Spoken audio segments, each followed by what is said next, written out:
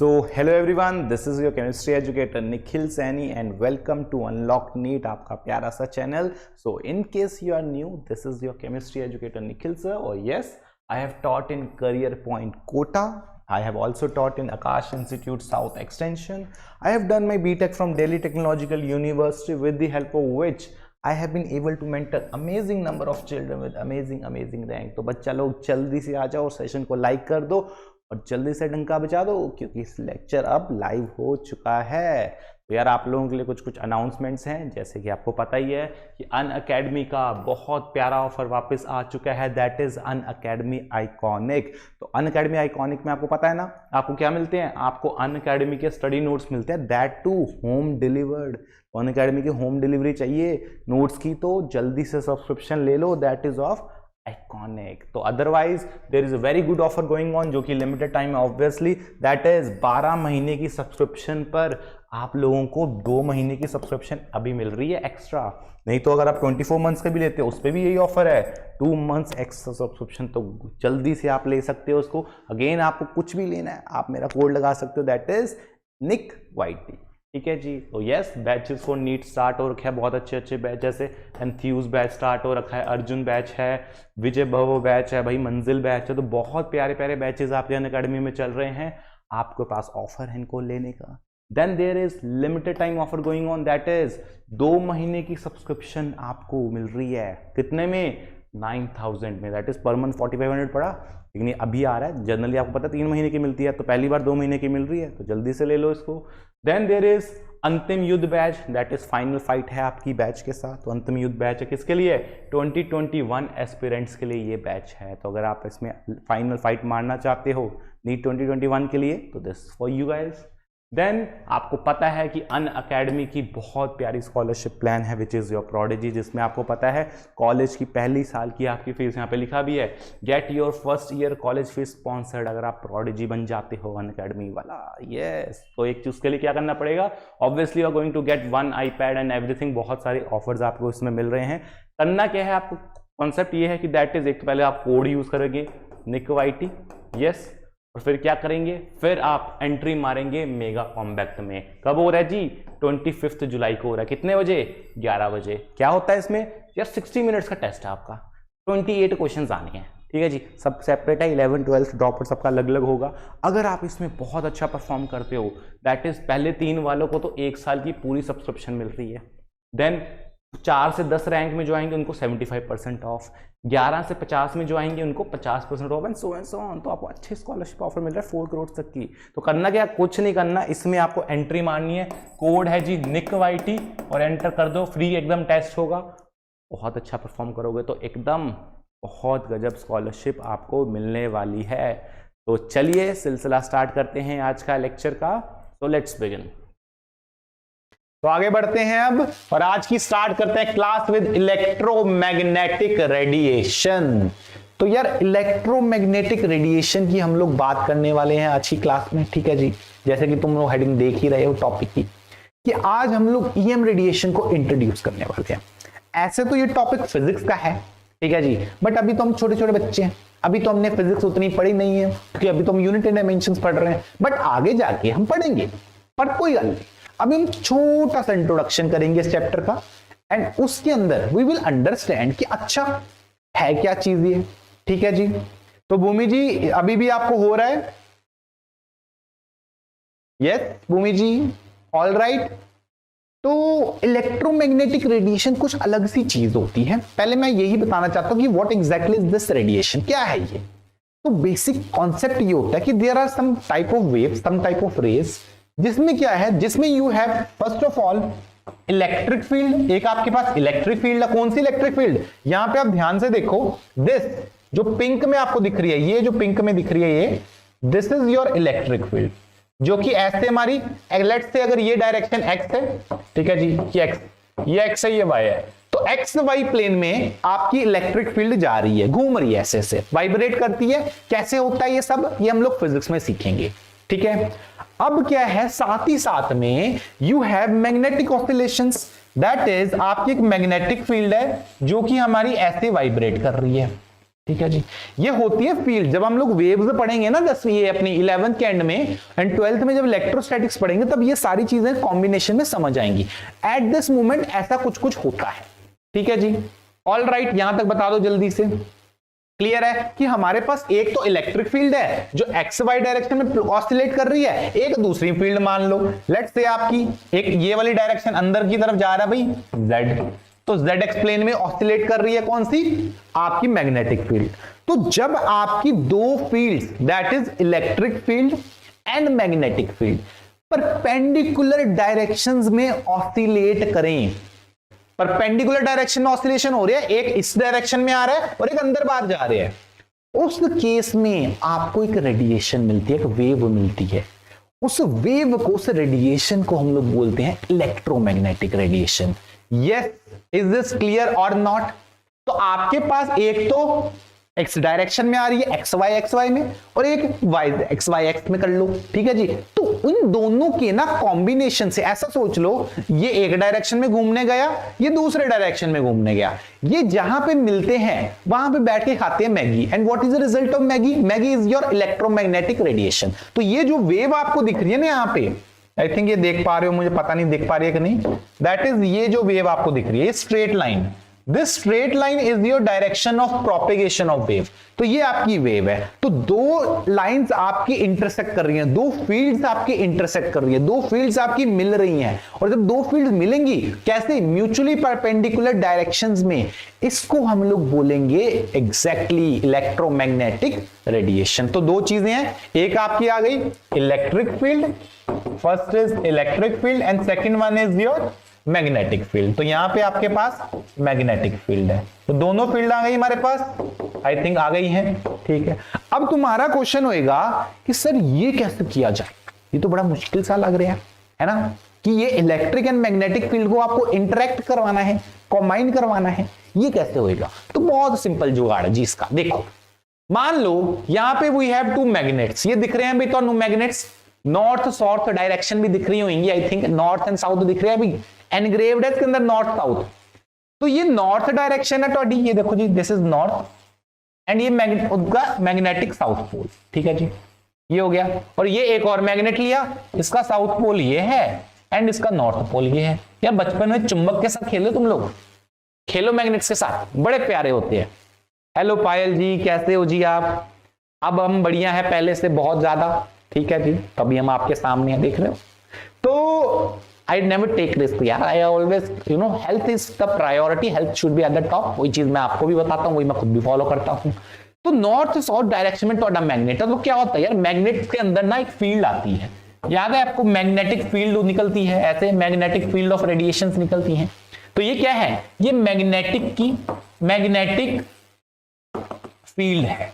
Field क्या होती है, वहां पे जहां पे मैग्नेट का कुछ ना कुछ इफेक्ट आता है, वो मैग्नेटिक फील्ड होती है। मैग्नेटिक फील्ड के अंदर अगर मैं क्या करूं, hello Pritam ji, I am good, आप कैसे हैं? अगर मैं मैग्नेटिक फील्ड लेता हूं और मैग्नेटिक फील्ड के अंदर कोई भी चार्ज उठा लूं, लेट्स से मेरे पास यहां पे एक चार्ज है, ठीक है, कुछ भी हो सकता है ये, कोई भी, तो let's say it has some charge, this is some electric charge.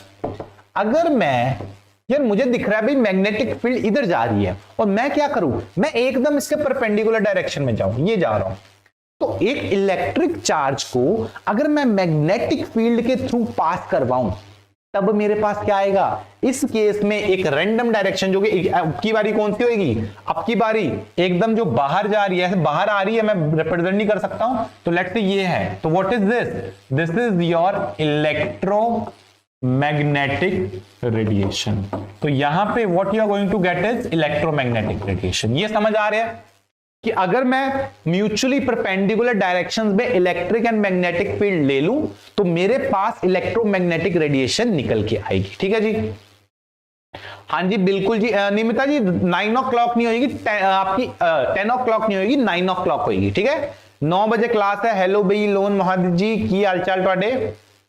9 बजे क्लास है ऑर्गेनिक की, तो जो ऑर्गेनिक वाले बच्चे हैं मेरे, 9 बजे क्लास होगी आज। ठीक है, 7 बजे हमारा डेली वाला शेड्यूल वही है, मंडे टू सैटरडे 7 बजे होनी है क्लास यूट्यूब पे, एंड 9 बजे क्लास होनी है जी थोड़ी स्पेशल से। ठीक है, चलो जी बहुत बढ़िया। अब देखते हैं, ये हो गया वन फर्स्ट केस। तुम लोग बोल रहे हो कि सर मैग्नेटिक फील्ड तो क्रिएट कर ली, चुंबक ले लिए, कल को इलेक्ट्रिक फील्ड आ गई फिर क्या करेंगे? कोई बात नहीं। ये देखो इलेक्ट्रिक फील्ड के लिए तो यार वही वाली बात है, इलेक्ट्रिक फील्ड के लिए भी पॉजिटिव से नेगेटिव, लेट से हमारे पास एक फील्ड लाइंस आती हैं, फिर कॉन्सेप्ट वही है इनका भी, इलेक्ट्रिक फील्ड का भी। यार यहां से आपके पास these are known as electric field lines. तो ये इलेक्ट्रिक फील्ड लाइंस हैं, इनका पूरा कॉन्सेप्ट फिजिक्स में तुम लोग पढ़ोगे मस्ती से, ठीक है जी, प्यार से पढ़ना इनको।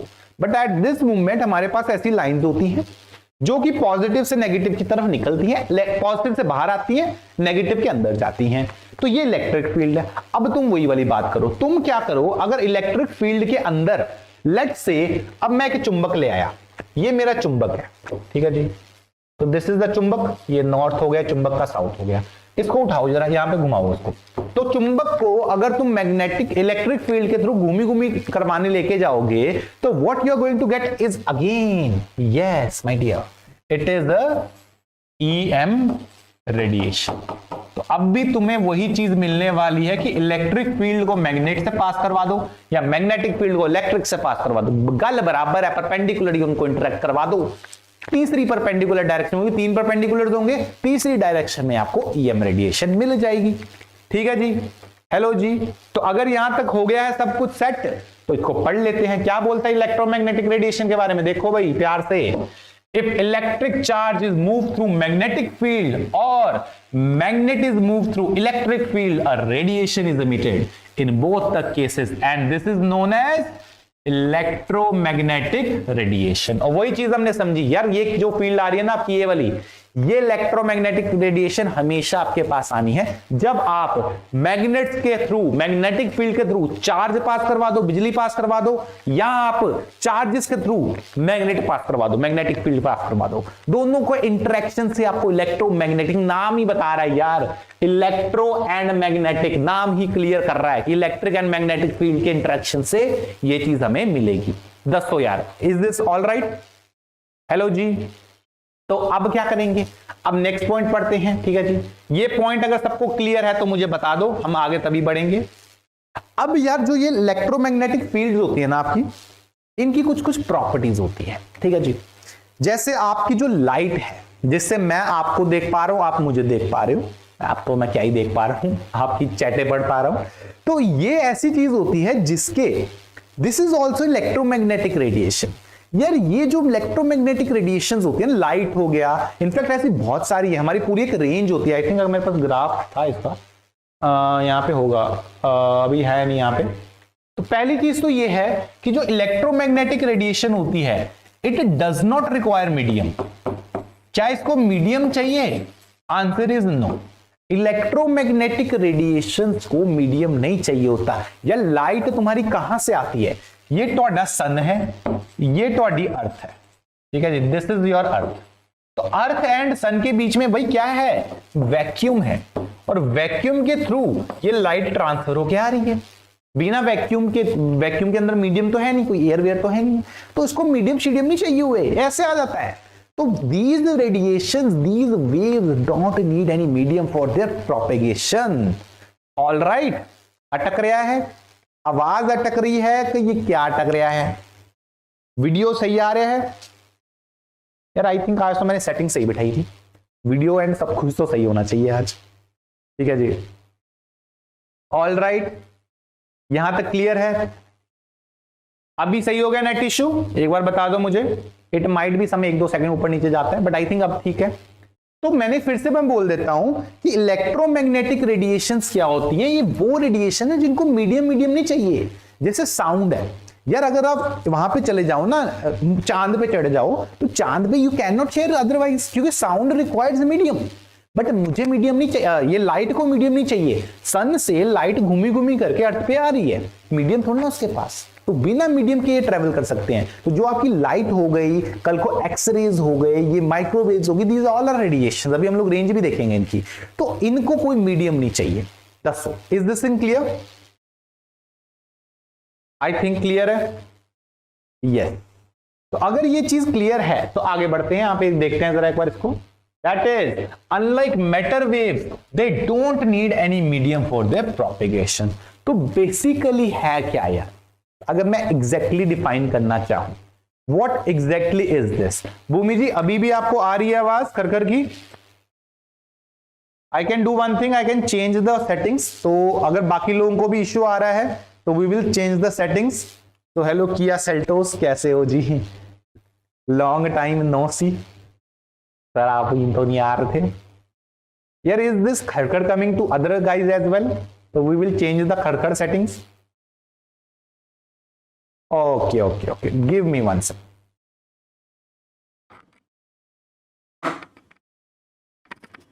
ऑल राइट, आई थिंक अब खड़खड़ नहीं हो रहा हो, अब सही है। खड़खड़ तो आई थिंक हट गया होगा, आवाज हल्की सी कम होगी होगी, बट खड़खड़ सही हो गया।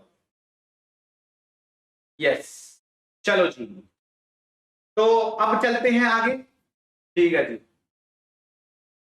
All right. तो आगे क्या है? नेक्स्ट कहता है it has electric field and magnetic field vibrating in mutually perpendicular direction planes. The planes are perpendicular to each other as well as the direction of propagation. वही चीज बोल रहा है कि आपका जो इलेक्ट्रोमैग्नेटिक रेडिएशन है, जैसे कि तुम्हें मैं बता रहा था स्टार्टिंग में जो हमने डायग्राम देखा, कहां गया डायग्राम? ये वाला, ये। इसमें एक तो है प्रोपेगेशन, ये जो डायरेक्शन है this is propagation of light, जहां पे वो मूव कर रही है। कैसे जा रही है? एकदम लेफ्ट से एक्स डायरेक्शन में जा रही है।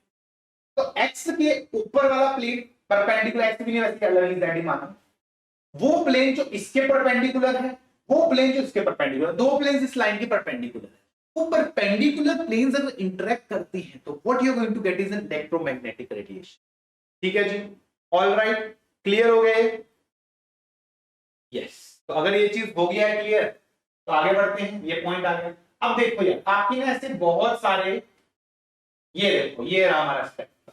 तो एक पूरे का पूरा इलेक्ट्रोमैग्नेटिक स्पेक्ट्रम होता है जी, एक लाइट नहीं होती। ये जैसे आप लोग विजिबल लाइट देख पा रहे हो जिसपे मैं और आप एक दूसरे को देख पा रहे हैं, that is just the visible part. इसके अलावा there are multiple parts, that is आपकी अल्ट्रावायलेट रेड, यूवी रेडिएशन। यार सबको पता है यूवी क्या होता है। एक्सरे, बचपन में कभी फ्रैक्चर हुआ तो एक्सरे करवाया होगा।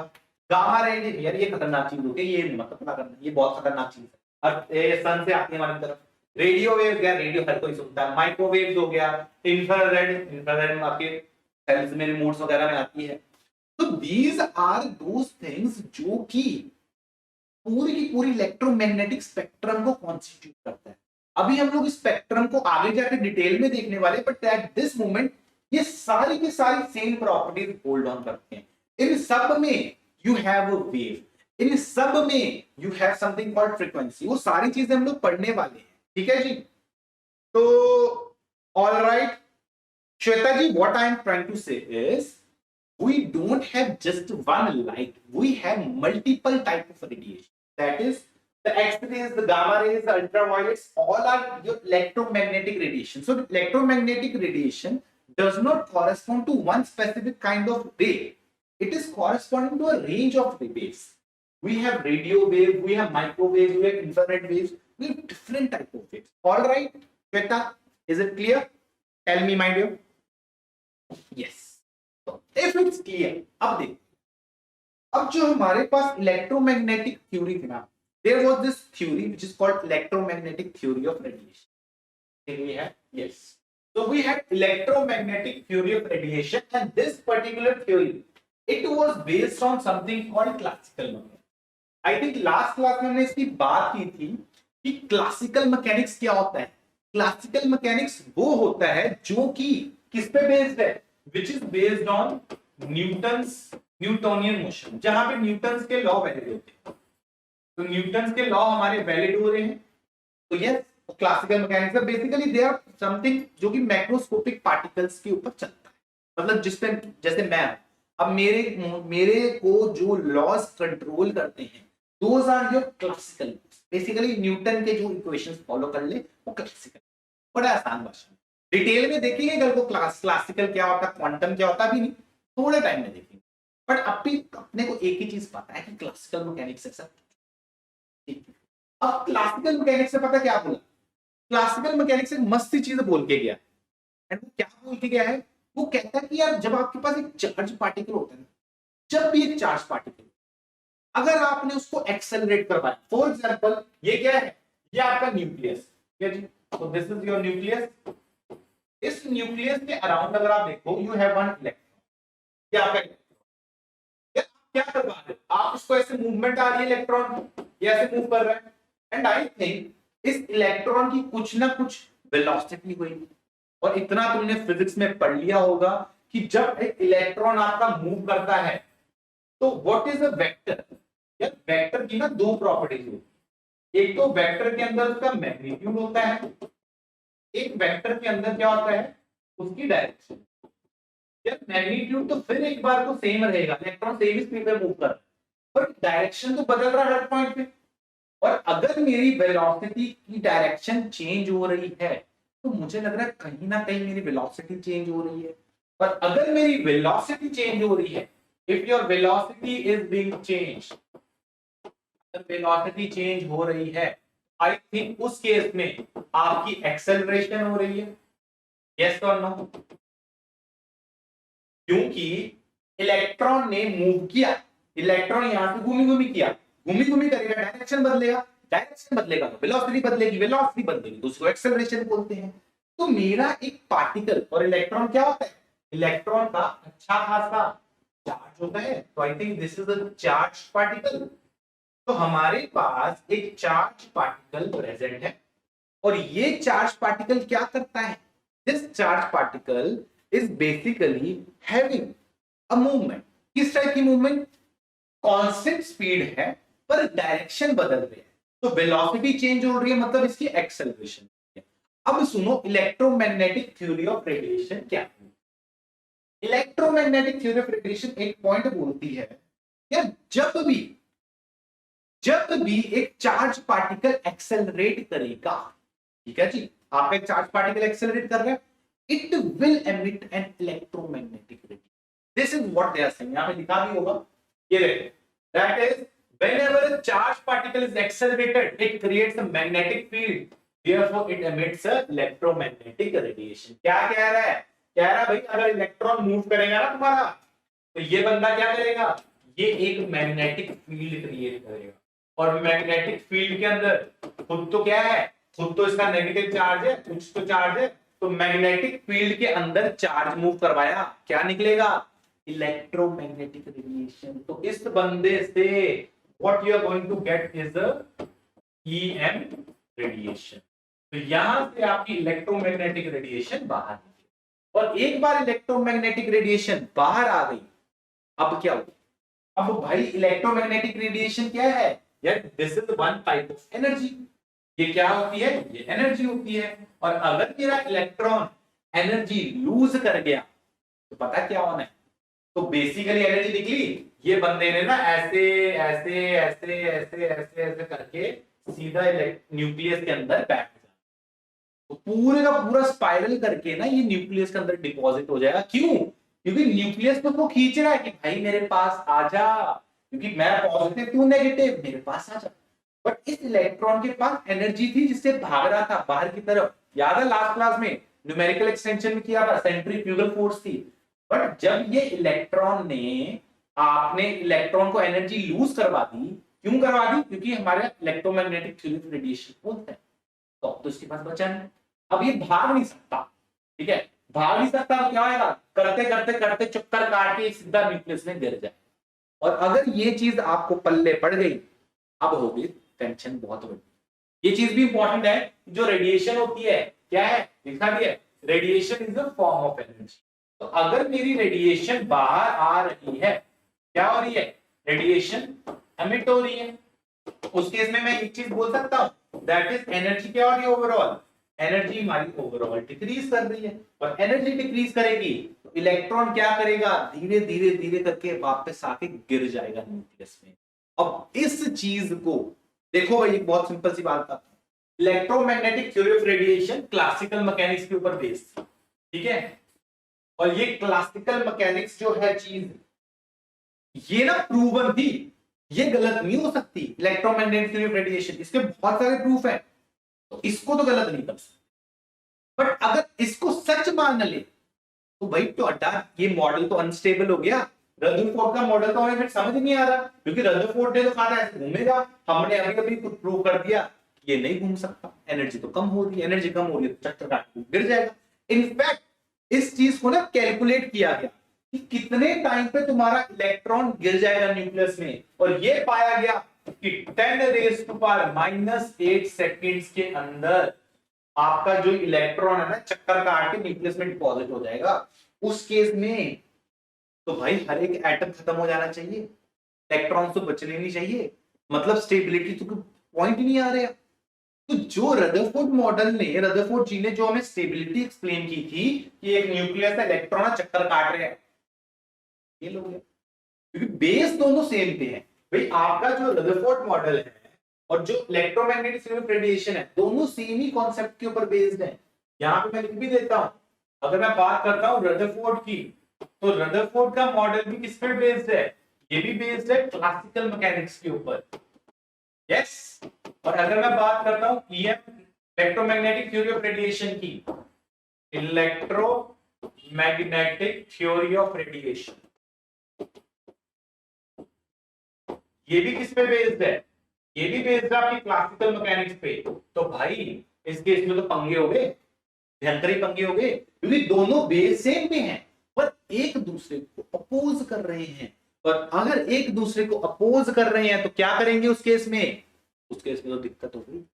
एक ना एक बंदा तो झूठ बोल रहे हैं, इलेक्ट्रोमैग्नेटिक झूठ नहीं बोल सकता, not lawyer.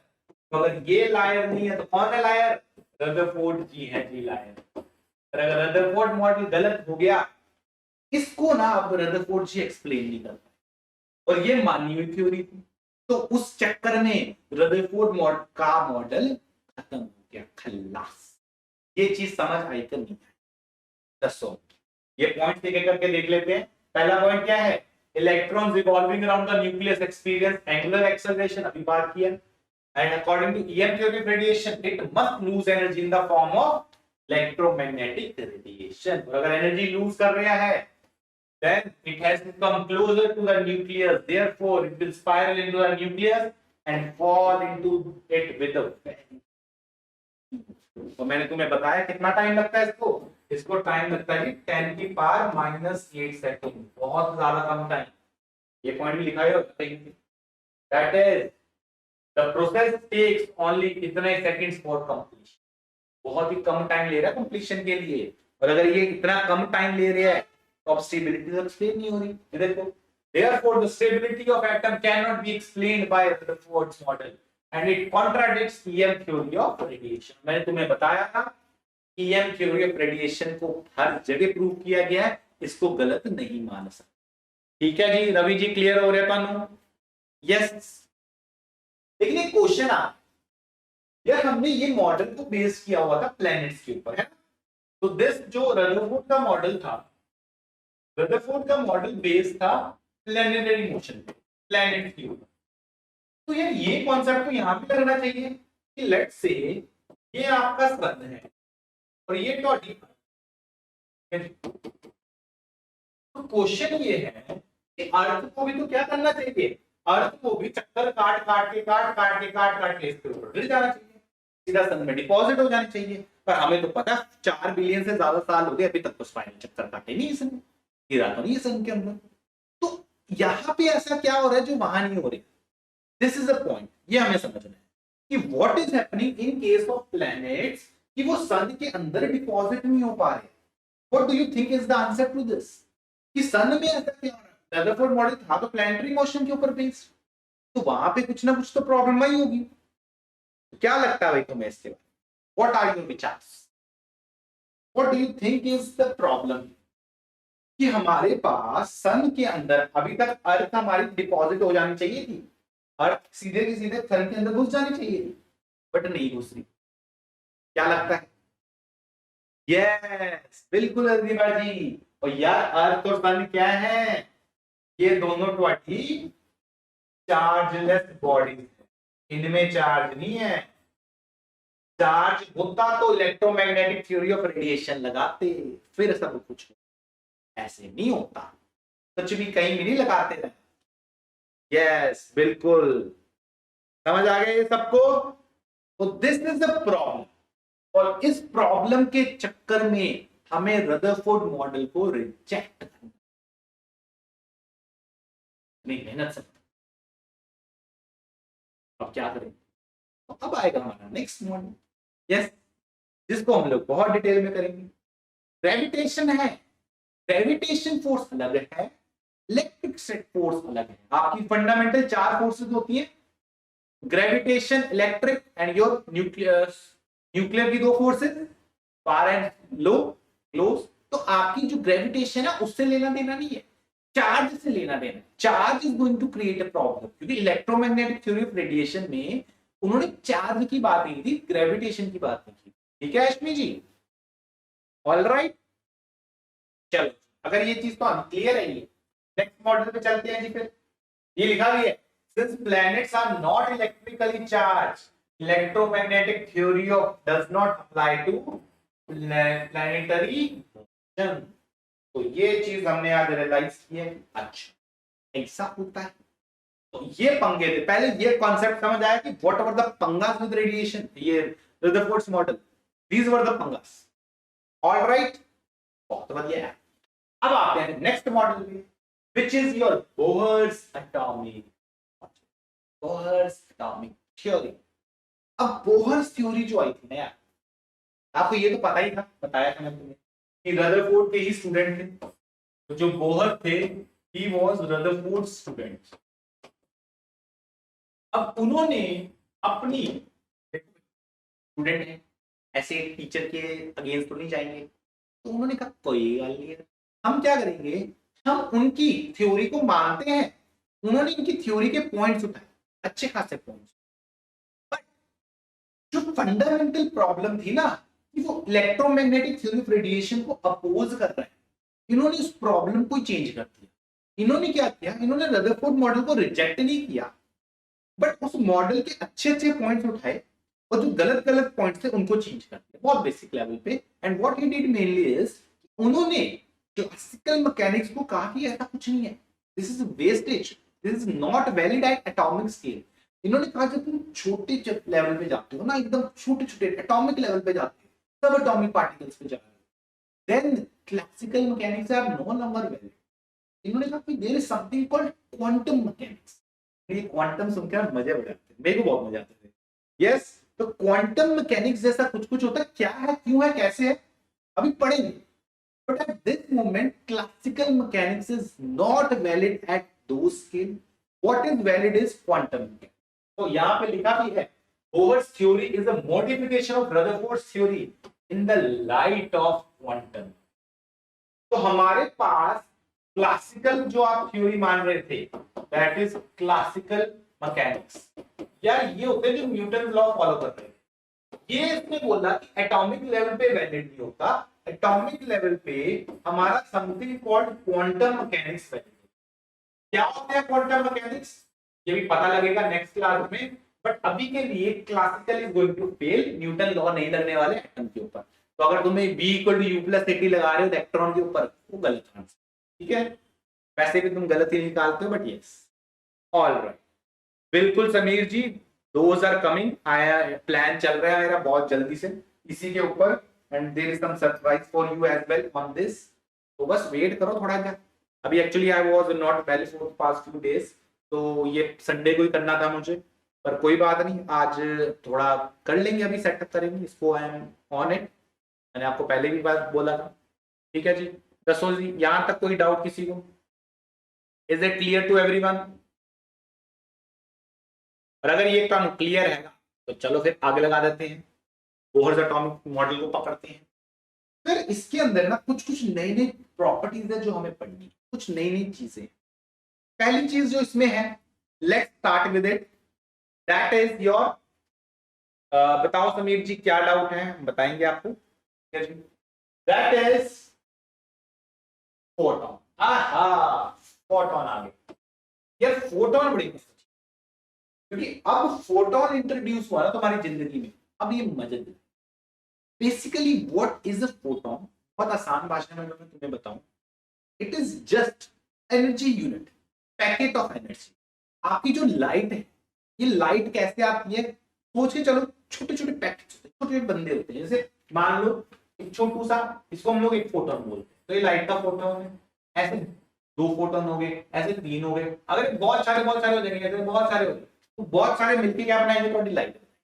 This is what photon, basically the smallest energy unit, जो एक आपकी इलेक्ट्रोमैग्नेटिक रेडिएशन का, सिर्फ लाइट का नहीं, एक्सरे का, गामा का, रेडियो का, माइक्रो का, सबका यही होगा। आपका जो फोटोन होता है सबसे स्मॉलेस्ट यूनिट होता है। एक बहुत इंपॉर्टेंट चीज ये है, ठीक है जी, बंडल्स के फॉर्म में बोल सकते हो, यस, इकट्ठे, मतलब बहुत सारे इकट्ठे बंडल्स आके फोटोन, आपकी जो इलेक्ट्रोमैग्नेटिक रेडिएशन होती है उसको बनाते हैं, ठीक है। अगर ये चीज तुम्हें क्लियर है तो एक चीज और मैं बता दूंगा, ये बड़ा इंपॉर्टेंट है। हमारा जो फोटोन होता है ना, बड़ा ही ना सोचो एटीट्यूड वाला होता है। तो कल को अगर आपके पास एक फोटोन है, let's say you have 1 photon, तो एक फोटोन अकेला हो सकता है, बट अगर तुम कल को ये बोलो कि सर हमारे पास ना 1.5 फोटोन, यार ऐसी चीजें नहीं होती। जब हम लोग क्वांटम मैकेनिक्स पे आते हैं ना, these are not at all allowed. आपका एक फोटोन है, या 2 हो सकते हैं, 3 हो सकते हैं, 4 हो सकते हैं, ये 1.5, 1.5, 1.75 ऐसा नहीं होता। क्वांटम इज वेरी डिफरेंट, वहां पे चीजें बदल जाती हैं, एक अलग दुनिया है क्वांटम। तो क्वांटम मैकेनिक्स में जब हम लोग जाते हैं, in fact this is a very interesting field of study, आप लोग जरूर आगे जाके अगर परस्यू करना चाहते हो। इस टाइम पे वर्ल्ड के सबसे बड़े बड़े साइंटिस्ट इसके फाइट मार रहे, क्वांटम से जूझ रहे, बहुत लड़ाई मार रहे हैं, तो आप भी इसमें ज्वाइन कीजिए उनके साथ, and you know understand the world around us. आपको पता है आज के टाइम पे there is thing called string theory, again इसी लेवल पे जा रही है। क्वांटम थ्योरी अलग है, स्ट्रिंग थ्योरी अलग है, these all are trying to explain the models. Even जो स्टीफन हॉकिंग थे या इवन आइंस्टाइन थे, they all tried, you know, they all tried to get one theory जो हर चीज एक्सप्लेन कर दे। उसके लिए string theory has been develop, बहुत कुछ डेवलप हो रहे हैं, अलग अलग थ्योरी, क्वार्क्स की थ्योरी आ रही है, अलग थ्योरी आ रही है, but yes quantum is one, you know, level into this, string is different level into this, ऐसे बहुत सारे। तो कभी किसी का इंटरेस्ट हो जरूर पढ़ना। तो यहां तक हो गया, ठीक है जी। Sir alpha particle gold foil experiment तक रखते हैं या पार हो जाते हैं अल्फा पार्टिकल? अल्फा पार्टिकल्स बहुत सारे पार हो जाते हैं गोल्ड फॉइल के, वो जो पीछे वो होती है ना स्क्रीन थी जिंक सल्फाइड वाली, उस पे जाके स्ट्राइक करते थे, उन्हीं को तो हम देखते थे। कुछ होंगे, मतलब 1 in 20,000 पार्टिकल्स वापस चले जाते थे, अदरवाइज बाकी 19,999 वो पार कर जाए। ठीक है भाई समीर जी, यस। तो अब देखो, अब बात करते हैं next is something called quantum. अब एक चीज क्वांटम, फोटोन को डिफाइन कर दिया, अब व्हाट इज क्वांटम? यार quantum is basically energy of single photon. जैसे ये एक फोटोन तुमने लिया, इस फोटोन की जो भी एनर्जी होगी ना उसको हम लोग क्वांटम बोलेंगे। यहाँ पे लिखा भी होगा, यहाँ पे what is quantum? It is energy of a single photon. तो एक अगर मेरे पास 1 फोटोन आया है, इस फोटोन की जो भी एनर्जी आएगी आपके पास, इसको हम लोग बोलेंगे क्वांटम। तो दिस इज योर क्वांटम। एक फोटोन की एनर्जी को हम लोग क्वांटम बोलेंगे, ठीक है जी, ऑलराइट, बहुत बढ़िया यार। चलो फिर अगर ये चीज तो क्लियर हो गई है, तो लेट्स डाइव इनटू, देखो यार कुछ कुछ ना नई नई चीजें सीखनी है, ये चीजें सीखोगे, अपने दिमाग में डालोगे, तब इनको हम लोग अप्लाई करें। दीज आर समथिंग जो हमें अभी देखना पड़ेगा, अच्छा ऐसा होता है, वो यूज करेंगे तो आगे रिजल्ट बहुत जबरदस्त। तो पहले इसमें है हमारे पास दैट इज कॉल्ड वेव्स। तो यहाँ पे बोर एटॉमिक मॉडल में यू हैव समथिंग कॉल्ड, क्या होती है भाई वेव? जैसे कि तुम स्क्रीन पे देख पा रहे हो, this is how you can express a wave. एक लाइन ऐसे आपकी आ रही है, so this is, let's discuss, ये एक ऐसे लाइन आ रही है, आ रही है, आ रही है, तो ऐसे वेव ना इसी मोशन को फॉलो करती है, ऐसे वाला, ठीक है। जहां पे अगर मैं इतनी लेंथ लूं, मतलब इसको ना हम लोग क्रेस्ट बोलते हैं, तो this is known as crest. Let's take this black colour, ये क्रेस्ट हो गया। ये नीचे जो आता है इसको ट्रॉप, ठीक है जी। तो आपकी एक क्रेस्ट से, एक पीक से दूसरी पीक तक का डिस्टेंस ले लो, इसको हम लोग बोलते हैं वन वेवलेंथ। ये आपकी एक वेवलेंथ। तो दिस इज वन वेव। एक वेव की लेंथ, मतलब एक सिंगल लेंथ को डिफाइन करना है, उसको वेवलेंथ बोल दिया। ये हो गई वेवलेंथ। इसको हम लोग एक्सप्रेस करते हैं लैम्डा। तो लैम्डा मतलब क्या होगा, वेवलेंथ हो गई। ठीक है जी। How much marks this lesson carries in our NEET. देखो भाई, दो क्वेश्चन डायरेक्ट है, सीधे सीधे जो आने हैं। इनडायरेक्टली ये चैप्टर समझ आएगा तो आगे के कम से कम 10-15 लेक्चर टॉपिक्स और समझ आएंगे। तो अगर आप ओवरऑल वेटेज बोलो तो आई वुड से बहुत ज्यादा है। कम से कम अगर ये चैप्टर नहीं समझ आता तो इसके रिलेटेड 4-5 चैप्टर जो बिल्कुल समझ नहीं आएंगे। इनफैक्ट इनऑर्गेनिक की समझ नहीं आएगी क्योंकि कॉन्फ़िगरेशन यहां से सीखोगे, तो पूरी इनऑर्गेनिक ही नहीं आएगी।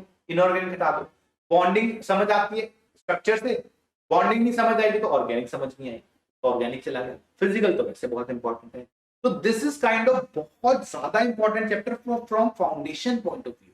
डायरेक्टली 2-3 क्वेश्चन आने हैं, इनडायरेक्टली ऑलमोस्ट आधी केमिस्ट्री है। ठीक है जी, ऑल राइट।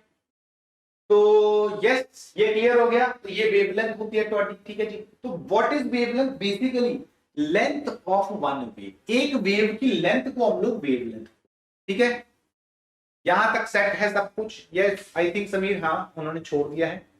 ठीक है जी, तो यहां पे लिख लेते हैं व्हाट इज वेवलेंथ। यस, तो it represents the length of complete wave. एक वेव की जो लेंथ होती है उसको हम लोग वेवलेंथ बोलते हैं। तो wavelength is what? Length of one, जो यहां पे हमने ऑलरेडी देखा, ये एक वेवलेंथ होगी। इनफैक्ट तो जरूरी नहीं है कि पीक टू पीक देखो, आप ना वेवलेंथ को ऐसे भी डिफाइन कर सकते हो। देखना सर, एक क्रॉस से एक यहां से यहां तक, इसको भी अगर आप डिफाइन करोगे ना, this length, this will also be wavelength. तो आपके ऊपर आपको कैसे डिफाइन करना है, बट यस जहां से स्टार्ट कर रहे हो उसी के पॉइंट से एंटर करना। तो एक वेवलेंथ में दो हाफ होते हैं, एक नीचे वाला हाफ, एक ऊपर वाला, एक पहाड़ एक खाई। तो पहाड़ प्लस खाई will give you one wave. ठीक है, ओके जी Adiba ji, I will make a video on this as well कि केमिस्ट्री में किस चैप्टर की कितनी वेटेज आ रही है, क्योंकि वो चैप्टर एक्चुअली इंपॉर्टेंट है। बट यस, केमिस्ट्री में एटॉमिक बहुत इंपॉर्टेंट है, इसका थोड़ा। ठीक है, एक हो गई प्रॉपर्टी जिसको हम लोग बोलते हैं वेवलेंथ। तो first property we have defined, that is wavelength, हमें समझ। ठीक है, अब अगली प्रॉपर्टी देखते हैं। Next is your frequency. यार नेक्स्ट प्रॉपर्टी डिफाइन करते हैं विच इज फ्रीक्वेंसी। अब फ्रीक्वेंसी क्या होता है? बेसिकली फ्रीक्वेंसी मींस कि मान आपके पास कोई एक point, that is let's say, यहां पे मैं एक पॉइंट लेता हूं, ये मेरा पॉइंट, इस पॉइंट से कितनी वेव्स पास करती हैं? लेट्स से एक वेव हो गई, लेट्स से ये दूसरी वेव हो गई, ठीक है जी, लेट्स से ये तीसरी वेव हो गई, लेट्स से ऐसे चौथी वेव आ गई। तो कितनी वेव, ये एक सिंगल पॉइंट है, वन पॉइंट, एक पॉइंट से नंबर ऑफ वेव जो पास करती है, किसमें? इन 1 सेकेंड। एक सेकेंड के अंदर कितनी वेव एक पॉइंट से पास करें, उसको हम लोग बोलते हैं उसकी फ्रीक्वेंसी। ठीक है जी, कौन सा चैप्टर सबसे पहले पढ़ना है? Adiba ji, structure of atom and mole concept सबसे पहले पढ़ने होते हैं। ठीक है जी, स्ट्रक्चर ऑफ एटम मैं अभी इसलिए पहले पढ़ा रहा हूं ताकि मोल कॉन्सेप्ट तो आपको कोई जरूरत नहीं पड़े, ऐसे ही मोल भी ऐसे पढ़ाता हूं, स्ट्रक्चर की जरूरत ना पड़े। These are completely kind of independent chapters, but आगे जाके इन दोनों चैप्टर्स की रिक्वायरमेंट है, तो सबसे पहले ये दो चैप्टर्स होने चाहिए। ठीक है सर, ये चैप्टर कौन सा भी चैप्टर नहीं पढ़ाते तो भी समझ आ जाएगा।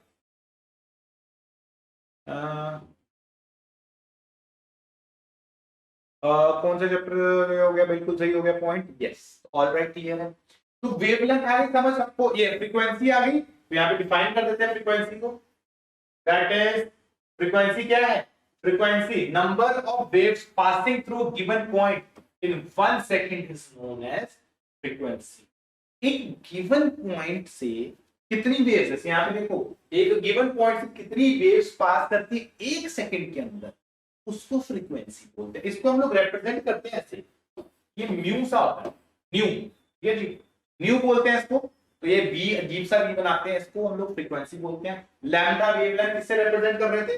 वेवलेंथ को हम लोग रिप्रेजेंट करते हैं लैम्डा। ठीक है, तो एक लैम्डा हो गया, एक वेवलेंथ। ऑलराइट, अब देखो next you have a property called, यहां पे डिफाइन कर देते हैं, दैट इज वेलोसिटी। तो नेक्स्ट हम लोग डिफाइन कर देते हैं अब वेलोसिटी क्या होती है, ठीक है जी। वेलोसिटी इज बेसिकली जो एक सेकंड के अंदर, मतलब अगर मैं आपको बोलूं यू हैव 1 सेकंड, एक सेकंड के अंदर लेट्स से ये पॉइंट ए है, ये पॉइंट ए बना दिया, ये पॉइंट बी, तो एक सेकंड के अंदर मेरी वेव कितना डिस्टेंस कवर करती है, let's say this is x distance, एक सेकंड के अंदर वेव कितना डिस्टेंस कवर करे उसको बोलते हैं उसकी वेलोसिटी।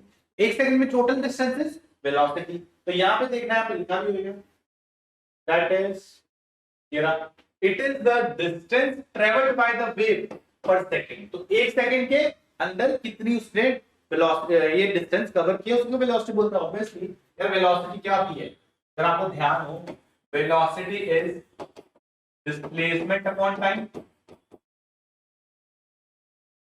तो डिस्प्लेसमेंट को टाइम से डिवाइड कर दोगे तो थोड़ी वेलोसिटी होनी है, ठीक है जी, दिस इज योर वेलोसिटी। अब इस वेलोसिटी को अभी वाली फ्रीक्वेंसी एंड अभी वाले उससे रिलेट करने का है, दैट इज वेलोसिटी को डिस्प्लेसमेंट से एंड ये फ्रीक्वेंसी से एंड वेवलेंथ। एक बात बता यार, यहां पे हमने एक सिंपल सी चीज सीखी कि एक पॉइंट है, इस पॉइंट से मान लो ये वेव जा रही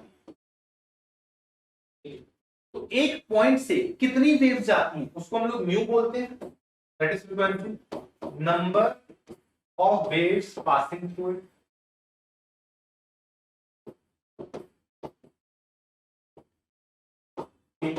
तो एक पॉइंट से जो वेव पास करे, एक सेकंड, हम लोग टाइम कितना ले रहे हैं, टाइम में लेके चल रहा हूं 1 सेकंड, तो मैंने एक सेकंड के अंदर ये देखा इससे कितनी वेव पास कर रही हैं। और मुझे एक चीज पता है, अगर मैं लैम्डा की बात करूं, what is lambda, lambda is length of one wave, तो ये लेंथ होगी एक वेव। तो मैं एक बात सिंपल सी पूछ रहा हूं तुमसे, देखना ध्यान से, ये मान अब एक लैम्डा है, एक तो पीले रंग का लैम्डा है, ठीक है जी, एक लैम्डा आपका ब्लू वाला। तो मुझे एक चीज समझ आ रही है कि एक सेकंड के अंदर मेरे इस पॉइंट से कितनी वेव आ रही है, म्यू वेव आ रही है। तो I think total number of waves mu हो गई, ठीक है। और अगर मैं ये बोलूं कि डिस्टेंस कितना ट्रेवल करती है एक वेव, एक वेव लैम्डा कवर करती है, दो वेव ने 2 लैम्डा कवर किया हो, तो एक का डिस्टेंस लैम्डा है, तो अगर मैं म्यू को लैम्डा से मल्टीप्लाई कर दूं तो क्या मेरे पास टोटल डिस्टेंस नहीं आ रहा, total distance travelled by the wave.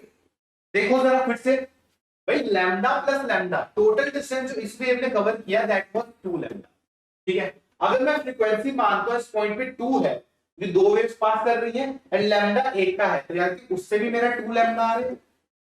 तो जब मैं लैम्डा को म्यू से दैट इज फ्रीक्वेंसी से मल्टीप्लाई करूं, what you are going to get is distance which the wave travel in 1 second.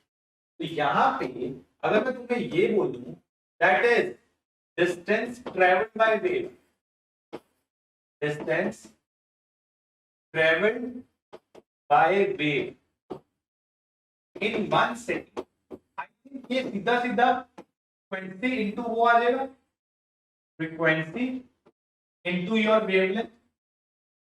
और ये जो फ्रीक्वेंसी टू वेवलेंथ आपने किया ना, which is new times lambda, ये क्या हो गया, ये आपका डिस्टेंस ट्रेवल्ड बाय वेव क्या होता है एक सेकंड में, उसी को तो हम लोग वेलोसिटी बोलते हैं।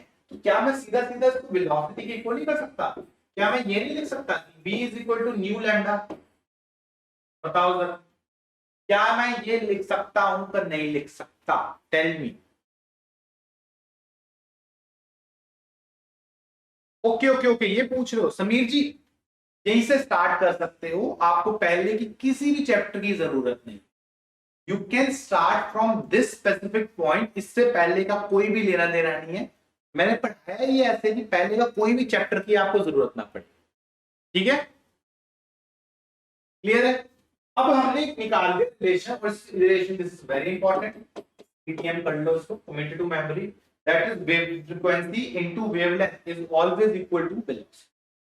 अब ये जो वेलोसिटी आपकी आती है, this velocity is constant for all the EM radiation, जितनी आपको मैंने वो ईएम रेडिएशन दिखाई थी ना स्टार्टिंग में, वो सारी की सारी सेम वेलोसिटी पे ट्रेवल करती है। एंड उस केस में जो आपकी वेलोसिटी आती है, that velocity is v is equal to nu lambda, क्या था मैंने, लैम्डा टाइम्स न्यू। ये जो वेलोसिटी आती है ना, it is actually equal to c which is 3 times 10⁸ meter पर सेकंड। तो अगर मैं ये रिलेशन लिख दूं किसके लिए, this is for all EM radiation, हर एक ईएम रेडिएशन के लिए वेलोसिटी इतनी आती है। तो क्या मैं ईएम रेडिएशन के लिए जनरलाइज रिलेशन निकाल सकता हूं, that is c is equal to mu times lambda. और ये रिलेशन हमारा जिंदगी का बहुत इंपॉर्टेंट रिलेशन बन जाएगा, जहां पे c क्या है, c is the constant quantity. तो ये वैल्यू आपकी कांस्टेंट, ठीक है दोस्तों। यार is this thing clear? Network issue हो रहा है भाई, बहुत पंगा हो जाएगा, नेटवर्क इशू है, यस और नो। तो आपके पास जो फ्रीक्वेंसी आ रही है, ये चीज हमें याद करनी है, this is CTM, commit to the memory, कि जो आपकी स्पीड ऑफ लाइट है, which is the constant quantity, it is equal to what, nu times lambda. और अगर आप यहां से न्यू निकालोगे, लेट्स डिराइव द रिलेशन, अगर यहां से आप न्यू की वैल्यू निकालो, यहां से अगर मैं न्यू निकालता हूं तो न्यू की वैल्यू क्या आ जाएगी, I think c upon lambda आ जाएगी। जहां पे c क्या है, c तो आपकी कांस्टेंट क्वांटिटी है, और अगर c मेरा कांस्टेंट है, तो क्या मैं ये बोल सकता हूं कि nu is proportional to 1 by lambda? क्या मैं ये चीज बोल सकता हूं? बिल्कुल। और यही डिफरेंस होता है हर एक इलेक्ट्रोमैग्नेटिक रेडिएशन, दैट इज जो आपको मैंने ग्राफ बताया था ना स्टार्टिंग में एकदम, वो ईएम रेडिएशन वाला कहां गया, हाँ नहीं ये वाला नहीं, कहां गया भाई वो, नहीं तो दिया कर देगा नहीं, तो बहुत पीछे पे ये, इसमें ये देखो, ये नीचे क्या दे रखा है, ये नीचे ना इनकी वेवलेंथ दे रखी है, ये सारी these are the wavelengths, wavelength सबकी अलग है, और इनफैक्ट इनकी वेवलेंथ के साथ साथ इनकी फ्रीक्वेंसी भी अलग है। तो हर एक ईएम रेडिएशन की वेवलेंथ भी अलग है और फ्रीक्वेंसी भी अलग है। अंडरस्टैंड करने वाली ये बात है, अगर तुम इन दोनों को मल्टीप्लाई कर दोगे ना तो value same, that is frequency into wavelength will always be equal. तो कितने की वैल्यू होती है, सी के बराबर होती है। आई थिंक ये चीज क्लियर होगी सबको, फिर पहुंचे हम लोग। हाँ तो यहाँ पे क्या हो गया, it is different for different, तो ये चीज भी देख लेते हैं, यहाँ पे लिखी होगी, that is unlike the matter waves all the EM radiations travel with the same velocity। क्या velocity है, speed of light, जिसको हम लोग c से represent करते हैं, ठीक है क्लियर। ये भी लिखा है the different electromagnetic radiations have different waves wavelengths and frequency but same velocity। देखो भाई सबके लैम्डा क्या है, सबके लैम्डा है डिफरेंट, ये चीज हमें समझ आ रही है। सबकी जो फ्रीक्वेंसी है वो भी क्या है, वो भी डिफरेंट, बट हमें एक चीज बता रहा है कि अगर तुम इन दोनों को मल्टीप्लाई करोगे तो ये हमेशा सी आ रहा है, और ये सी क्या है, ये सी आपका हमेशा ही कांस्टेंट रहेगा। तो क्लियर है गल, बड़ा ही सिंपल कॉन्सेप्ट है, बहुत चांस मक्खन एकदम। चलो ये हो गया। अब ऐसे ही एक दुक्का टर्म और है, ये उनको भी एक्सप्लेन कर देते हैं तुम्हारे पास से। One first of those term is your wave number. ये क्या होता है भाई वेव नंबर, इसको म्यू बार से रिप्रेजेंट करते हैं, म्यू बार से। It is the number of waves per unit length. क्या मतलब, लेट से आपने ये लेंथ डिफाइन की, लेट से ये लेंथ आ एक्स लेंथ, तो यूनिट लेंथ बोल दिया कि 1 या 1 सेंटीमीटर ले लो या 1 मीटर ले लो, जो आपके अंदर है। इस 1 सेंटीमीटर के अंदर या 1 मीटर के अंदर कितनी वेव्स आपके पास आती है, लेट्स से को मेरे पास एक वेव ये हो गई, 2 वेव ये हो गई, 3 वेव ये हो गई, 4, तो 4 वेव्स आ गई, तो वो उसका वेव नंबर उसे। तो एक यूनिट लेंथ के अंदर how many waves you have, that is known as your wave number. Represent कैसे करेंगे, निकालेंगे कैसे, यूनिट लेंथ को अगर मैं डिवाइड कर दूं लेंथ ऑफ सिंगल वेव से, यार ऑब्वियस यहाँ पे लेट्स से पूरी जो लेंथ थी ना तुम्हारी यूनिट वो थी 10 सेंटीमीटर, तो 10 सेंटीमीटर लेंथ आ गई है, तो यूनिट लेंथ इज 10 सेंटीमीटर। और लेंथ ऑफ सिंगल वेव ये तुम देख पाओगे ये 2.5 आ रही होगी, और जब तुम इनको डिवाइड कर दोगे तो 4 आ गया। तो एक यूनिट लेंथ के अंदर कितनी वेव्स के पूरे पूरे आ रही है उसको हम उसका वेव नंबर बोलते हैं। दसो यार ये क्लियर है कि नहीं है? हेलो भाई ब्राउन मुंडे की हालचाल, मजा में भाई? यस। तो वेव नंबर क्या है? एक यूनिट लेंथ के अंदर टोटल कितनी वेवलेंथ आप डाल सकते हो, ये वेव नंबर। और मैं ध्यान से देखो यार, unit length is generally 1 divided by length of single wave, और सिंगल वेव की लेंथ क्या होती है? चलिए वेव लेंथ तो होती है, तो सीधा सीधा पता क्या हुआ, तो तुम्हारा वेव नंबर होता है ना, इट इज 1/λ। अलग से करने की जरूरत है नहीं वैसे ही।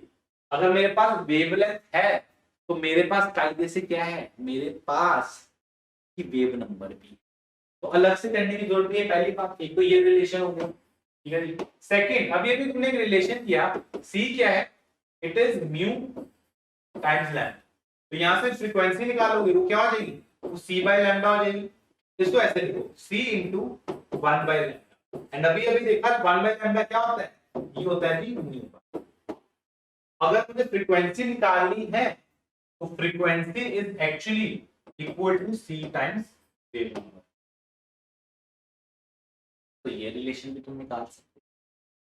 तो बहुत सारे रिलेशन ऐसे ऐसे डेराइव किए जा सकते हैं जिसमें अलग से टेंशन की जरूरत है।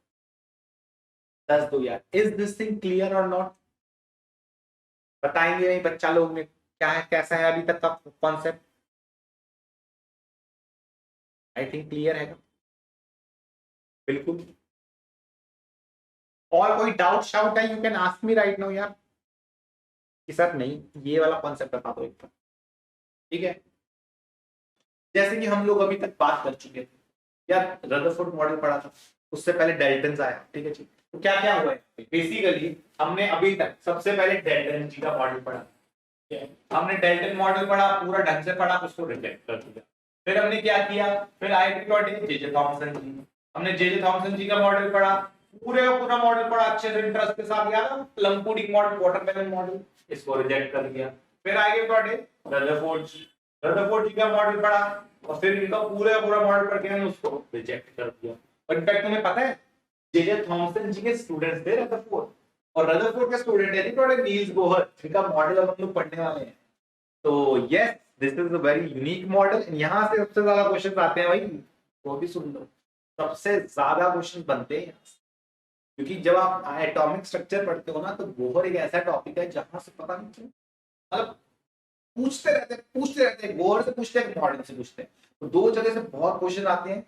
तो मेक श्योर आप इस टॉपिक को अच्छे से मन लगा के पढ़ते हैं। तो यस, इस टॉपिक की शुरुआत करेंगे समथिंग कॉल्ड क्वांटम्स।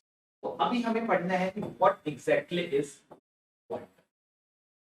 तो यार क्वांटम पढ़ते हैं हम लोग, ठीक है? क्वांटम इज बेसिकली, जल्दी से यार वीडियो लगा लो, अपने फ्रेंड्स को बता दो कि सर का लेक्चर लाइव हो चुका है, सब लोग जल्दी से लगाने वाले हैं, है ना? तो सब लोग लगा लो वीडियो, एंड अगर एक नहीं तो मल्टीपल डिवाइसेस से लगाओ। मेक श्योर आप लेक्चर देख रहे हो हमारे, ठीक है? तो चलो, अगर ये चीज पे आ जाते हैं तो क्वांटम पे बात करते हैं। अगर मैं क्वांटम की बात करता हूं तो क्वांटम पे what we will do right now is कि यार व्हाट एग्जैक्टली इज क्वांटम। क्या था लास्ट क्लास में फोटॉन्स की बात कर रहे थे हम लोग, कुछ ना कुछ फोटॉन्स की बात की थी, भूमि का फेवरेट चैप्टर है जी, अरे क्या बात। तो क्वांटम की बात करें अगर हम लोग, तो quantum is basically energy of single photon. अगर मैं एक फोटोन की बात करता हूं, आपके पास याद है लास्ट क्लास में हमने फोटॉन्स की बात की थी, we were talking about something called photons. Photons क्या होते हैं? लाइट की units, there are units of light. Light एक एनर्जी है, रेडिएशन है, रेडिएशन का यूनिट होता है प्रोडक्ट, बेसिकली क्या? ये क्वांटम। तो quantum is energy of this, ठीक है? तो यहां पे लिखा भी है what is quantum, energy of single photon. तो अगर मैं यहाँ पे EPH लिखता हूं, मतलब क्या? मतलब I am expressing the energy of photon. तो मुझे यार देखो व्हाट इज बेसिकली, मान लो ये टोटल लाइट है, ठीक है? तो दिस इज योर लाइट। अब लाइट को आप छोटे छोटे पैकेट्स में डिवाइड करो, लेट्स से आप छोटे छोटे यूनिट्स में डिवाइड किया, ये जो छोटे छोटे यूनिट्स आते हैं ना, इनको हम लोग फोटॉन्स बोलते हैं। और इस फोटोन की जो आपकी एनर्जी होती है उसको हम लोग क्वांटम, तो quantum is what, the energy of photon. Photon की जो एनर्जी होती है उसको हम लोग बोलते हैं जी what, basically quantum. Yes, is it clear? Energy packets, बिल्कुल ऐशमी जी, एनर्जी पैकेट्स की बात कर रही है।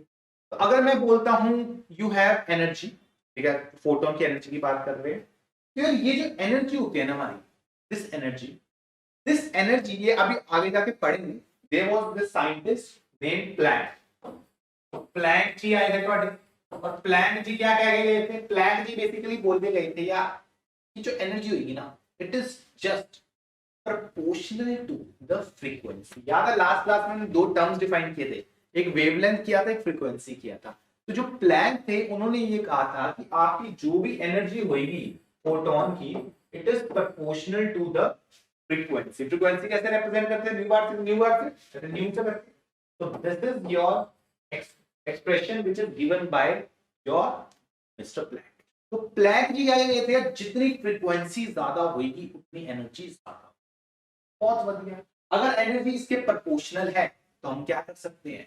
हम लोग लेके आ सकते हैं एक प्रोपोर्शनैलिटी कांस्टेंट। तो यहां पे हमारा एक प्रोपोर्शनैलिटी कांस्टेंट आ जाएगा, that is EPH is equal to what? Energy constant कैसे लेंगे? यस, उसका एनर्जी प्रोपोर्शनैलिटी कांस्टेंट होता है जी H। और ये जो H आपका आ रहा है ना, इस H को हम लोग क्या बोलते हैं? इस H को हम लोग बोलते हैं अपनी भाषा में प्लैंक्स कांस्टेंट। तो ये हो गया ਤੁਹਾਡਾ प्लैंक्स कांस्टेंट। एंड इसकी वैल्यू पता क्या होती है? ये किसको पता है? प्लैंक कांस्टेंट की वैल्यू बताओ भाई, प्लैंक बाबा जी, है ना? What is the value of Planck's constant? जल्दी से बता दो भाई मुझे, क्या वैल्यू आ रही है प्लैंक कांस्टेंट की बेटोडी? Tell me. यस भाई, श्वेता, अश्मी, भूमि जी, क्या वैल्यू होती है प्लैंक की? अपने प्लैंक कांस्टेंट की वैल्यू इसको आती है, तो बड़ी इंपॉर्टेंट वैल्यू है प्लैंक कांस्टेंट की, याद रखनी है। इनफैक्ट मैं लिख देता हूं। तो वैल्यू ऑफ, यहाँ पे, हाँ यहाँ पे लिखते हैं, तो हमारे पास इक्वेशन क्या आ रही है? इक्वेशन आ रही है energy of photon is what? It is h new. तो यहाँ पे हमें वैल्यू लिखनी है h की। फिर h जो होता है, this is your Planck's constant, और प्लैंक्स कांस्टेंट की वैल्यू कुछ खासी याद होनी चाहिए। This value is 6.626 times 10 raised to power minus 34 joule पर जूल सेकेंड। तो 6.626 into 10 की पावर कितना आ रहा है? -31। नहीं नहीं नहीं नहीं ना ना ना, 34। तो दिस इज 34 जूल सेकेंड। क्या ये चीज क्लियर हो गई तो नहीं हुई? जल्दी से बताओ यार, ये पता नहीं यूनिट कहां से आ रहा है। आपको ये चीज पता होनी चाहिए कि जो फ्रीक्वेंसी होती है, it is measured in what? It is measured in second inverse. और एनर्जी किसमें मेजर करती हो? एनर्जी आप मेजर करते हो जूल्स में। अगर मुझे यूनिट लिखना है प्लैंक कांस्टेंट का, यूनिट ऑफ h, वो क्या हो जाएगा? Energy divided by frequency. Energy का यूनिट है जी जूल, फ्रीक्वेंसी का है सेकंड इनवर्स। सेकंड इनवर्स को अगर आप ऊपर लेके आओगे, क्या बन जाएगा? जूल सेकंड बन जाएगा। तो इस चीज का ध्यान रखेंगे, unit of Planck constant joule second होता है, ठीक है? भूल गए? कोई नहीं यार, कोई नहीं, अब याद रखनी है वैल्यू, ये इंपॉर्टेंट है, ठीक है? चलो, और एक इक्वेशन हो गया, ऐसा दूसरी भी निकल जाती है। अगर मुझे पता ही आ रहा, तो लास्ट क्लास में इक्वेशन ये भी डिराइव की थी कि जो वेलोसिटी ऑफ लाइट होती है, it is what? It is new times lambda. तो यहां से तुम्हारे पास न्यू की वैल्यू क्या आ जाएगी? न्यू की वैल्यू आ जाएगी c टाइम्स लैम्डा। इसको ना यहां पे पुट कर, इस रिलेशन, अगर तुम इस रिलेशन में इसको पुट करते हो तो हमारे पास एक इक्वेशन और भी आ जाएगी, that is energy of photon क्या आएगी? It is h times c upon lambda. तो हम लोग एनर्जी ऑफ फोटॉन को लैम्डा के हिसाब से भी एक्सप्रेस कर सकते हैं। और what is energy of one photon? वो क्या होती है यार? Obviously this energy is known as quantum. तो हम लोग जो क्वांटम हो सकता है, दिस इज योर क्वांटम। तो क्वांटम को आप दो तरह से निकाल सकते हो। एक तो आप निकाल सकते हो hc बाई लैम्डा करके, एक आप निकाल सकते हो h करके। तो फ्रीक्वेंसी के टर्म्स में भी आ जाएगा एंड वेवलेंथ के भी टर्म्स में आ जाएगा। यस, कोई डाउट भाई इसमें? बताओ जल्दी से। नहीं है ना? क्योंकि इंपॉर्टेंट गल ये है कि हमें ये पता होना चाहिए, यहाँ पे ये क्या लिखा है, यहाँ पे देखो जरा। तो ये कभी हम लोग इस पे आई रहे नंबर ऑफ फोटॉन्स के ऊपर, तो यार in any case what we have to realise is कि आपकी जो फ्रीक्वेंसी होती है, ठीक है जी, दिस एनर्जी, एनर्जी एक तो डायरेक्टली प्रोपोर्शनल है फ्रीक्वेंसी के, जो कि प्लैंक बोल के गए थे, and secondly energy is proportional, inversely proportional to wavelength. तो अगर मैं वेवलेंथ इंक्रीज करता हूं तो एनर्जी कम होगी, अगर मैं फ्रीक्वेंसी इंक्रीज करता हूं तो एनर्जी ज्यादा। और मुझे तो पता ही था यार दिस इनटू दिस क्या हो जाएगा, तो कांस्टेंट होना ही होना, ठीक है, बस 10 दो जरा दैट एकदम बहुत बढ़िया। अब एक काम करते हैं, फिर एक चीज होती है जैसे यहाँ पे डिफाइन भी करना है, that is known as quanta. तो अब ये चीज को हम लोग डिफाइन कर देते हैं, व्हाट इज क्वांटा। क्वांटा के लिए बेसिकली यार लेट्स से हमारे पास टोटल, अब मुझे पता है व्हाट इज ईपीएच। ईपीएच था energy of one photon, energy of one photon. और इसको हमने कैसे डिफाइन किया था, इसको हमने डिफाइन किया था as quanta, quanta sorry quantum, इसको हमने डिफाइन किया था एज क्वांटम। तो क्वांटम हो गया energy of one photon. But मेरे को पता है कि एक फोटोन तो होता नहीं है, बहुत सारे फोटोन्स आते हैं। तो अब लेट्स से n क्या है, n is total number of photon. तो मैंने यहाँ पे एक वैल्यू n डिफाइन कर दी, it is total number of photons, this is your n। अब ये जो n है, ये जितने ज्यादा होंगे, देखो एक फोटोन की एनर्जी है ईपीएच, दैट इज क्वांटम। तो हम क्वांटा, ये जो n आपने डिफाइन किया ना, that is total number of photons, इसको हम लोग बोलते हैं क्वांटा। तो this is your quanta. Quantum क्या होता है, एक बंदे, एक फोटोन की एनर्जी, क्वांटा होता है total number of bundles, that is total number of photon. तो जितनी मेरे ये फोटॉन ज्यादा होंगे, more the number of photons, I think more is the quanta, and I think उसके हिसाब से टोटल एनर्जी भी बढ़ जाएगी। इस एनर्जी को ना हम लोग इंटेंसिटी बोलेंगे, दैट उनकी ना इंटेंसिटी बढ़ जाएगी। क्योंकि फोटॉन्स अगर आप ज्यादा लगाओगे, लेट्स से लाइट ही है, या लाइट के जैसे जैसे आप बोलते हो ना इंटेंसिटी बढ़ गई, तब हो क्या रहा है, फोटॉन ज्यादा बढ़ रही है, ज्यादा क्लियर है। तो वही वाली चीज होती है यहाँ पे, ठीक है। Quanta is the brother of quantum, yes. तो कोई नहीं यार, ऑल राइट, ये सेट हो गया बिल्कुल। तो जरा तो यहाँ पे लिखा भी है that is n is the number of photons, तो greater the number of photons the greater is the intensity. तो एक बात बताओ, अगर मैं आपसे सिंपली एक चीज पूछूं कि आपका जो टोटल एनर्जी निकालनी है, सिंपल द क्वेश्चन इज, मुझे एक की पता एनर्जी कितनी है, क्वांटम होती है, एक ही क्वांटम होती है, एंड टोटल क्या है, क्वांटा। क्वांटा मतलब टोटल नंबर ऑफ फोटॉन। तो हमें टोटल एनर्जी निकालनी है, तो वो मैं कैसे निकालूंगा, देखना जरा। लेट्स से अगर मुझे टोटल एनर्जी निकालनी है ऑफ दिस, तो टोटल एनर्जी ऑफ रेडिएशन, तो मुझे पूरी की पूरी रेडिएशन की एनर्जी निकालनी है। तो क्या मैं ऐसे कह सकता हूं, या टोटल एनर्जी जो मेरे पास होनी चाहिए रेडिएशन की, इट इज सिंपली एक की एनर्जी, ठीक है, एक फोटोन की energy into total number of photons, ऐसे तो बोल ही सकता हूं, that is energy of one photon, energy of one photon into what, into total number of photon, total number of photon, ये हो गया। तो मुझे अभी भी पता है कि एक वाले की एनर्जी क्या होती है, एक की एनर्जी को हम लोग बोलते हैं क्वांटम, ठीक है, and total number of photons को क्या बोलते हैं, इसको बोलते हैं जी क्वांटम।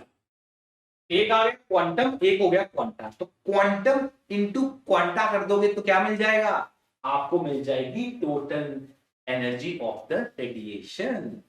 यस, तो quantum is the brother of quanta, बिल्कुल श्वेता जी, अब सेट हो गया, दोनों भाई मिल गए ना, तो टोटल एनर्जी दे देंगे। और एक की एनर्जी कितनी होती है, तुमने किया था, एनर्जी ऑफ वन ये होती है जी h mu, yes, into quanta, ये तो n होता है। तो अगर मुझे टोटल एनर्जी लिखनी हो, तो यहां तो मैं h म्यू n लिख सकता हूं, या मैं h3 by lambda times n ये भी लिख सकता हूं, कोई दिक्कत नहीं इसमें, यस, कोई भी डाउट। बड़ा सिंपल कॉन्सेप्ट है यार, ये तो है ही नहीं कुछ, इतना मक्खन कॉन्सेप्ट ना, मक्खन, बहुत चल, वेरी इजी, ठीक है, ये हो गया। आगे चलते हैं। और यार हाँ, कुछ ना छोटे यूनिट्स ऑफ लेंथ है, क्योंकि जो ये आपकी वेवलेंथ आती है, दिस वेवलेंथ, ये जो आपकी वेवलेंथ आ रही है, ये वेवलेंथ ना is express in very smaller unit. आप 10 की पावर -9 या -10 या -12 इस रेंज के अराउंड आएंगे आपके पास। तो बहुत कम वैल्यू, वो किसमें, ये मीटर्स में सारी, these are in meters, तो बहुत कम वैल्यूज आती हैं। उन वैल्यूज के यूनिट को हमें एक्सप्रेस करना आना चाहिए। किसमें आप वैल्यूज को एक्सप्रेस करते हैं? तो लेट्स सी, यहाँ पे जैसे दे रखा है, जैसे 10 की पावर -10, ये जो 10 की पावर -10 होता है ना, इसको हम लोग बोलते हैं एंगस्ट्रॉम। ये आ गया 1 एंगस्ट्रॉम। 10 की पावर -12 इसको हम लोग बोलते हैं जी पिकोमीटर। -9 को बोलते हैं जी नैनोमीटर।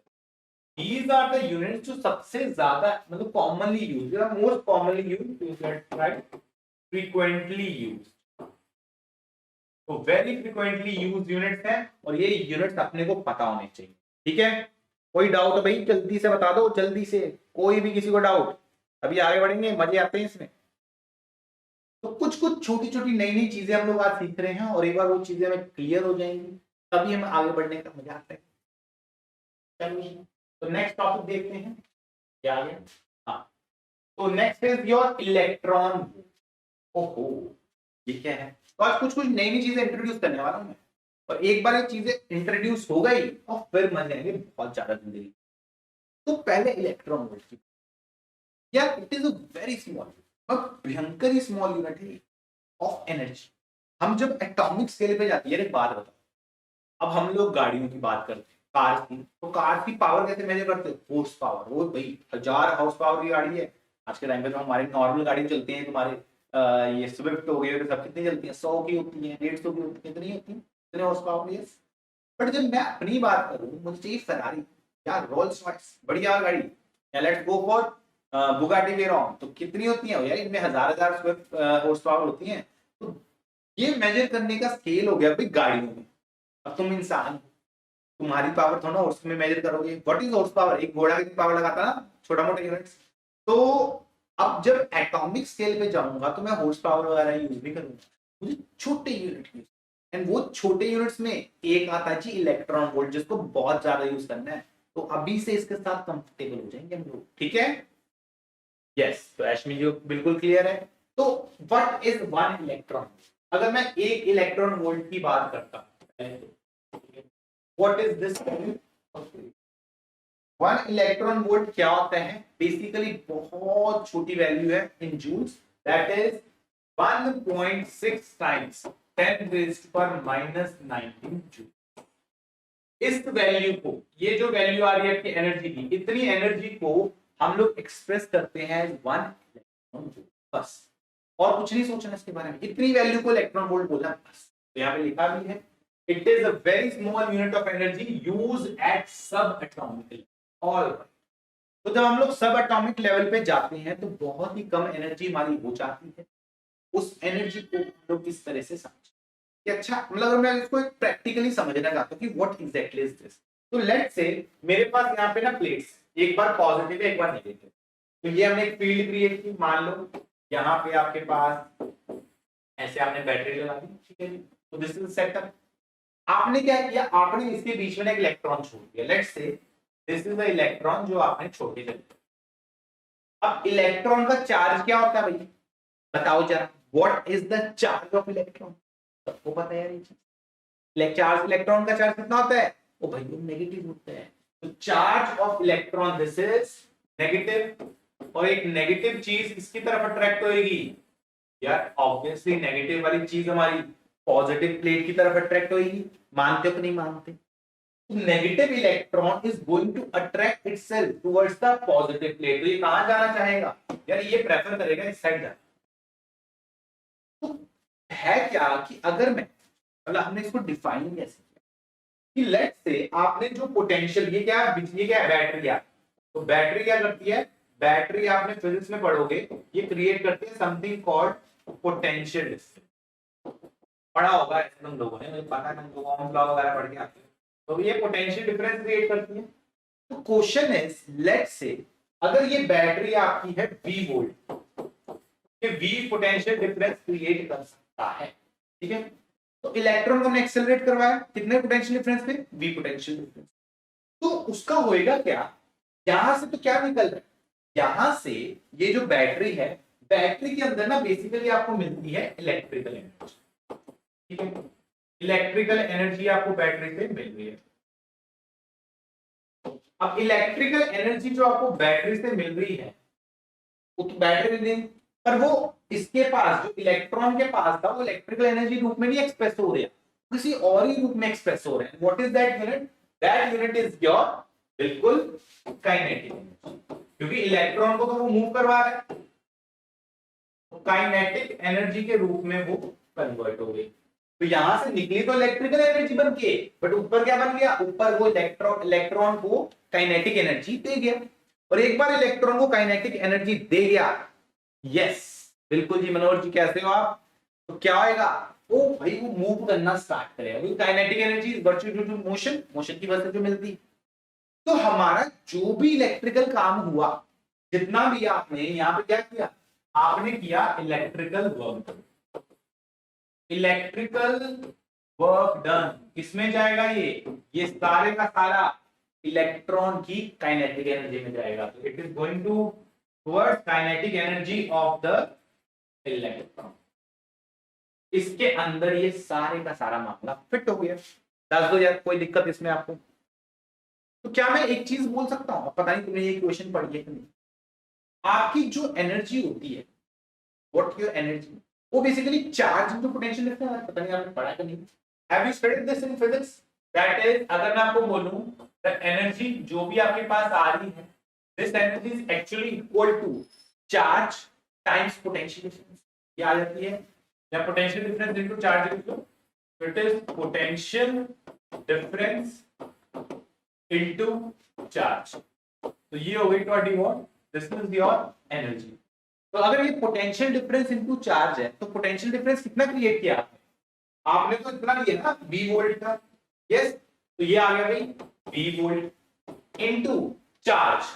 अब मुझे एक बात बताओ, आपके इलेक्ट्रॉन के ऊपर चार्ज कितना, what is the charge on an electron, Coulomb's में बताना मुझे यार, कूलम्स में आपका चार्ज कितना आता है इलेक्ट्रॉन के ऊपर, जल्दी से बता दो, जल्दी से, 1 मिनट के अंदर।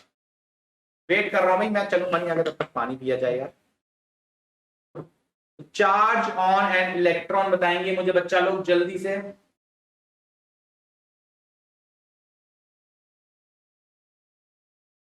यस माय डियर, क्या लग रहा है भाई आंसर इसका? कुछ तो होता है इलेक्ट्रॉनिक यूनिट्स के टर्म्स में, कूलम्स के टर्म्स में, जल्दी से बता दो। यस, ये वैल्यू कितनी आती है, this is 1.6 times 10 raised power -19 coulomb. तो ये क्या हुआ, ये आपकी टोटल एनर्जी आ गई, यस और नो? बिल्कुल। अब सुनो डेफिनेशन यार, अगर आपको डिफाइन करना है ना, लेट्स से मुझे डिफाइन करना 1 इलेक्ट्रॉन, क्या होती है 1 इलेक्ट्रॉन वोल्ट? बेसिकली ये वो एनर्जी होती है जो अभी आपके पास है, दैट इज एनर्जी, वो एनर्जी जो आप एक इलेक्ट्रॉन गेन करेगा अगर आपने पोटेंशियल डिफरेंस लगाया।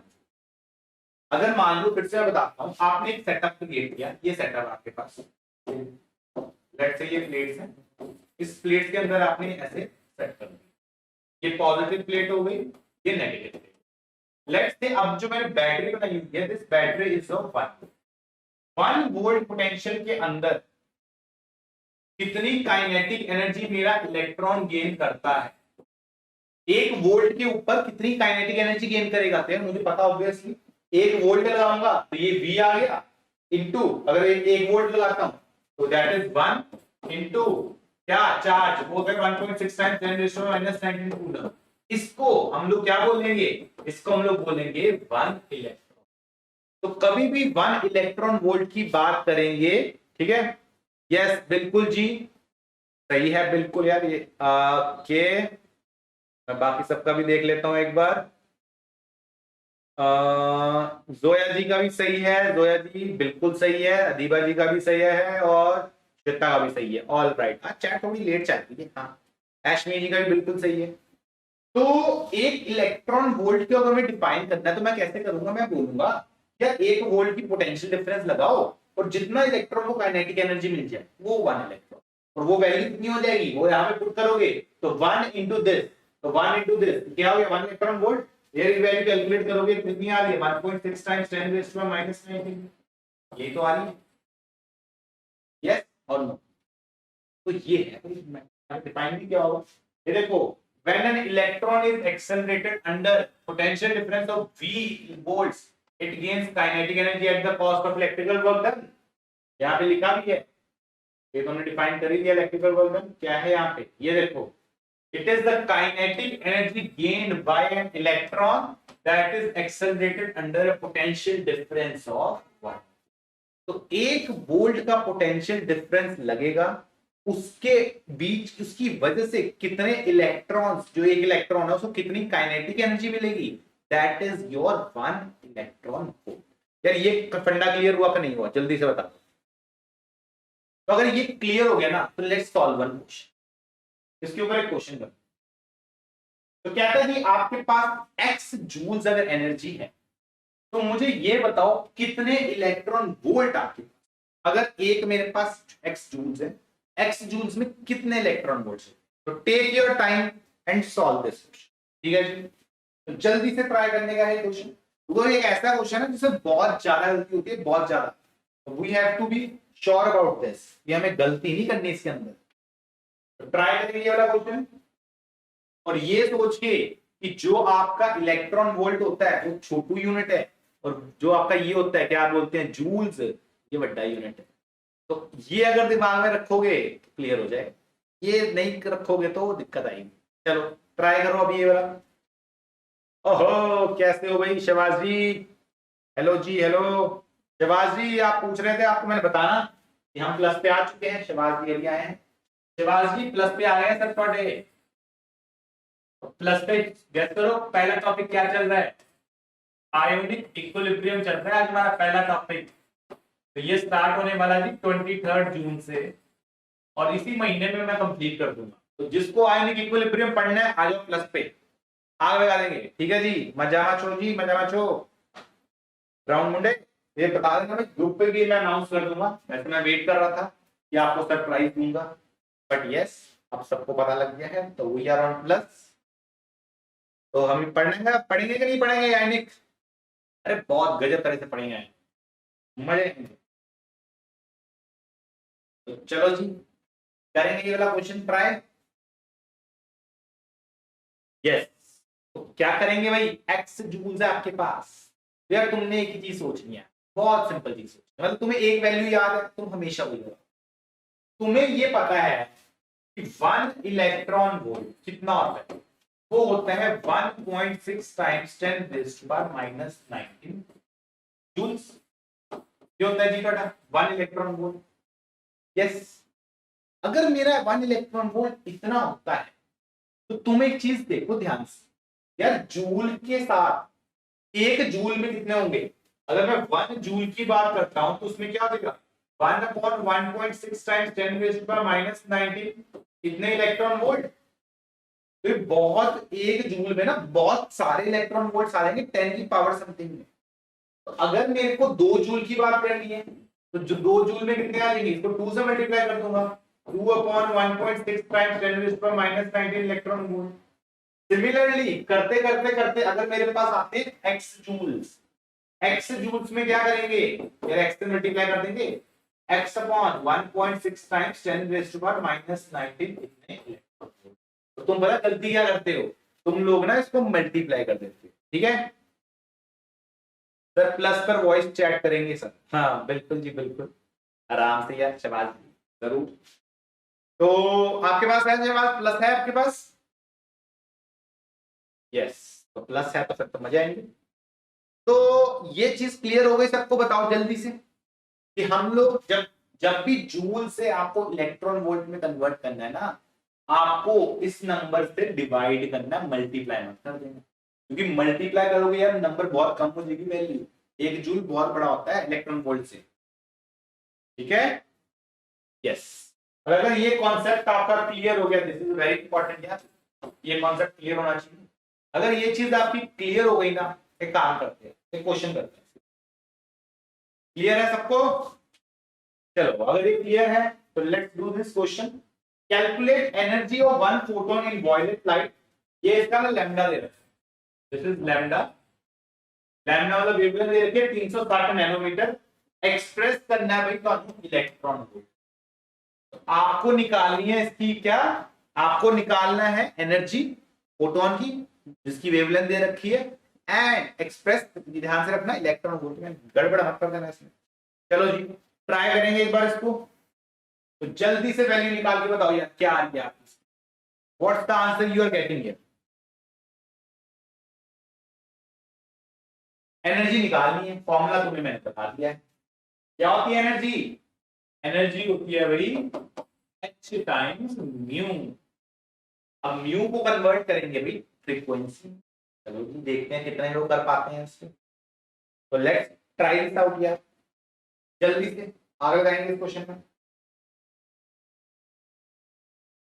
तो what's the value you gets right now ladies and gentleman, की आंसर आ रहा है भाई,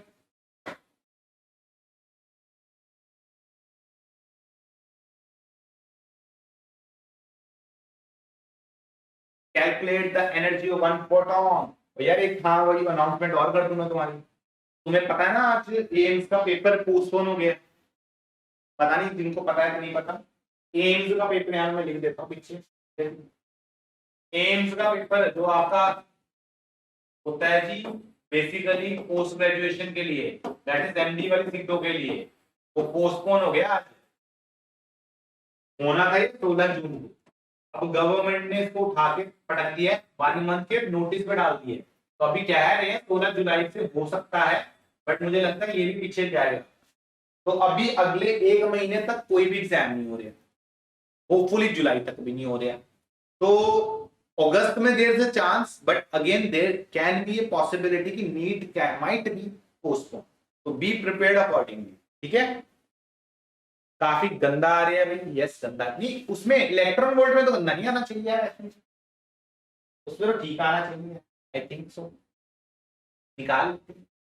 तो what is energy of photon, यार एनर्जी ऑफ फोटोन आपकी होती है, क्या हो जाएगा hc बाय लैम्डा लगा देंगे हम लोग, ये फॉर्मूला भी तो होता है, क्या करेंगे वैल्यू पुट करेंगे इसकी, दैट इज ये होता है भाई 6.626 times 10 raise to power -34 joule second into 3.8 into 10 की पावर 3 इनटू 10 की पावर 8 मीटर पर second divided by lambda, lambda is 360, अब नैनोमीटर में तो 10 की पावर -9 मीटर आ जाए। यार एक पता है एक ना सजेशन है, फिर तुम्हारे को माननी है ना मानो तुम्हारे ऊपर है, द पॉइंट इज तुम ना इसकी वैल्यू वैसे ही आती, इन दोनों को मल्टीप्लाई करना, इस वैल्यू को इस value, that is value of h times, ये वैसे ही याद रखना, ये बहुत जगह हेल्प करेगी, ठीक है।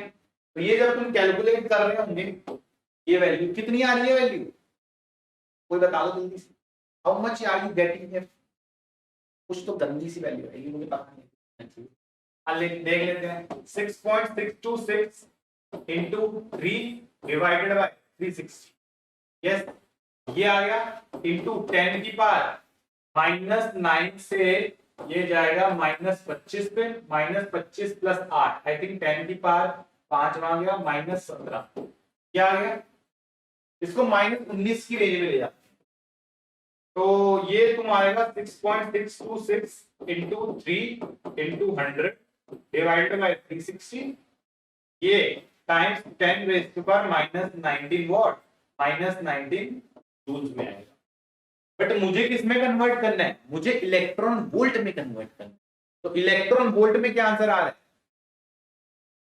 तो इलेक्ट्रॉन वोल्ट में निकाला भी तुम लोगों ने अश्मी जी, इसमें निकालो, तो इलेक्ट्रॉन वोल्ट के लिए क्या करते हैं हम लोग, जब हमें इलेक्ट्रॉन वोल्ट में निकालना है तो वो क्या करेंगे, तो भाई इस नंबर से कुछ तो करेंगे, आपके पास जूल्स में है, जूल से इलेक्ट्रॉन वोल्ट में जाना है, डिवाइड करना है ध्यान से, और क्या करेंगे आपको इलेक्ट्रॉन वोल्ट में अगर निकालना है तो ये ऐसे लिख देते हैं, एनर्जी इन इलेक्ट्रॉन वोल्ट, ये वैल्यू आ जाएगी आपकी जो भी कितनी है गंदी सी 6.626 into 300 divided by 360, this times 10 raise to minus 19 आ रहा था, इसको डिवाइड कर दो 1.6 टाइम्स 10 रेज़ टू माइनस 19, ये और ये कैंसिल हो गया, अब वैल्यू इलेक्ट्रॉन वोल्ट में है। आई थिंक ये 300 ये 5 पे ही जाएगा या आई थिंक 6 पे जाएगा, ये आ रहा है 6.626 into 5 divided by 6 into 1.6. Yes, so this is something which you are going to get. अब मोटा मोटा कैलकुलेट कर दूं, मोटा मोटा करते हैं, ये जाएगा ऑलमोस्ट 4 पे, 5 4 से 26, तो आई थिंक क्लोज टू 3.5 के करीब आंसर आएगा। तो यार कैलकुलेट कर लो, तुम्हारे पास कैलकुलेटर होंगे, मेरे पास तो नहीं है, मेरा तो ये आ रहा है, आपका क्या आ रहा है? क्लोज टू मतलब मैंने अप्रोक्सीमेट माना है, मेरे को एग्जैक्टली नहीं पता, बता दो जरा ये आंसर आ रहा है थोड़ा। यस, ये आ रहे हैं कुछ और आ रहे हैं? ऐश्मी जी, श्वेता जी, क्या आ रहा है थोड़ा आंसर? और हम सब फिर से सामूहिक रूप से गलत। मतलब मैं बता रहा हूँ इलेक्ट्रॉन वोल्ट्स में ना वैल्यू बड़ी प्यारी आएगी, आप ऐसी गंदी वैल्यूज नहीं आनी, अच्छी वैल्यूज आएंगी इलेक्ट्रॉन, मतलब सुंदर सुंदर वैल्यू। तो इधर क्या आ रहा है भाई थोड़ा?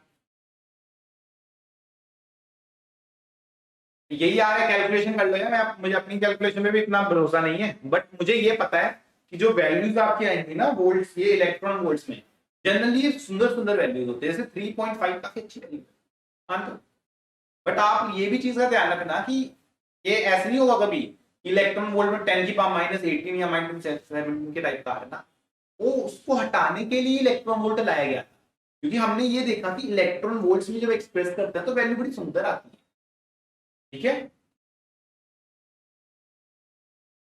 सर, हमें लेकिन आपकी कैलकुलेशन पे यकीन ठीक है जी ऐश्मी जी, बिल्कुल इतना भरोसा तो मुझे खुद पे नहीं है, बट ठीक है आपको काफी, दैट्स गुड। तो चलो जी, यहाँ तक आई थिंक सब कुछ क्लियर है, बढ़िया से एकदम मक्खन जैसे, तो आगे बढ़े फिर। यस, तो लेट्स प्रोसीड देन, और अब हम लोग आते हैं जी थ्योरी ऑफ क्वांटम मैकेनिक्स। अब ये है गजब का क्वांटम मैकेनिक्स चीज क्या? तो यार देखो, जब हम लोग क्वांटम मैथ्स, सर मैथ्स कोई नहीं श्वेता जी, इतनी टफ नहीं आनी है, तो मैंने वैल्यू रैंडम उठाई है, तो अदरवाइज कैलकुलेशन आसान, ठीक है। तो अगर मैं क्वांटम मैकेनिक्स की बात करूं, तो मैंने तुम्हें लास्ट क्लास में बोला था यार दो टाइप की चीजें होती हैं, एक होती है क्लासिकल, एक होता है क्लासिकल वो है जहां पे न्यूटन के लॉ लग जाते हैं, क्वांटम वो है जहां पे नहीं लगते, सीधा। जब हम लोग एकदम एटॉमिक स्टेज में चले जाते हैं ना, तो वहां पे अपनी क्लासिकल फिजिक्स फेल हो जाती है, वहां पे there we enter into the world of something called quantum. Quantum तो उसमें पता क्या है, उसमें फॉर एग्जांपल लेट्स से मेरे पास ये डब्बा है, इस डब्बे में ना what we are going to do, मुझे ना इसमें let's say 7 electron volt, this is the process जो मुझे करना, मतलब इतनी एनर्जी दोगे तो ये काम होगा, ये डब्बा क्या काम, इतना काम करने के लिए मुझे 7 इलेक्ट्रॉन वोल्ट एनर्जी चाहिए, और ये क्या है, दिस इज द प्रोसेस। क्या होता है प्रोसेस, आगे जाके देखिए, एट दिस मोमेंट काम है, कोई काम करना है, मतलब जैसे आपको बाजार जाके दूध लाना, काम में कुछ एनर्जी लगेगी, वैसे इस वाले करने के लिए 7 लगेगी। तो अगर मैं एक फोटोन दूं या लेट्स से किसी भी तरह से एक्स वाई जेड रीजन से मैंने इसको एनर्जी प्रोवाइड की, लेट्स से मैंने एनर्जी दे दी 7 इलेक्ट्रॉन वोल्ट, तो अगर मैं 7 इलेक्ट्रॉन वोल्ट एनर्जी इसको दे देता हूं ना डब्बे में, तो ये काम हो जाएगा, बहुत बढ़िया। बट ये क्या इसी तरह से किया जा सकता है, और भी तो रीजन होंगे, ठीक है जी। ओके सर, प्लस पर आपका टाइम मैथ्स वीक है हमारा कोई नहीं शिवाज, या प्लस पे टाइम मेरा बता देता हूँ, प्लस पे मेरा जो टाइम रहेगा कब से क्लासेस है मैं बता देता हूँ, ये भी क्लासेस रहेंगी 23 से स्टार्ट होंगी, ठीक है, और ये क्लास होगी डेली 9 बजे, 9 बजे की क्लास रहेगी हर दिन, ठीक है। तो प्लस पे रहेगी क्लासेस, और फिर उसके नेक्स्ट वीक से मैं इसका टाइम टेबल थोड़ा सेट करूंगा, ऑल्टरनेट में रखेंगे, but yes eight this moment अभी मैं स्पेशल कंप्लीट करूंगा उससे पहले, तो इससे पहले पहले तक फिर हमारा 23 से ये स्टार्ट हो जाएगा, दैट इज योर प्लस वाला कोर्स, ठीक है शिवाज जी, मान लिया। समझ आ गया? चल, बट यार ये 7 इलेक्ट्रॉन वोल्ट जो आपका आ रहे हैं, इसको और भी तो तरह से किया जा सकता था। लेट्स से मैं इसमें एक फोटोन देता हूं, लेट्स से 4 इलेक्ट्रॉन वोल्ट का, और लेट्स से एक मैंने फोटोन दिया 3 इलेक्ट्रॉन। तो 4 electron volt plus 3 electron volt total कितने हो गए? I think total 7 electron volt हो जाएगा। तो इसमें भी कितना चाहिए था? 7 चाहिए था, 7 आ गया। तो मेरा प्रोसेस क्या हो जाएगा? मेरा प्रोसेस यहां पे नहीं होगा। And this is what happens in quantum world. तो यार वहां पे ना एकदम पक्का काम करोगे तो होएगा, ये टुकड़ों में काम करोगे तो नहीं होएगा। क्वांटम चीज ही अलग है, तो कुछ गजब ही है क्वांटम में। तो यहां पे तुम्हें ध्यान इस चीज का रखना है कि क्वांटम लेवल पे ये देसी तरीके नहीं काम आते।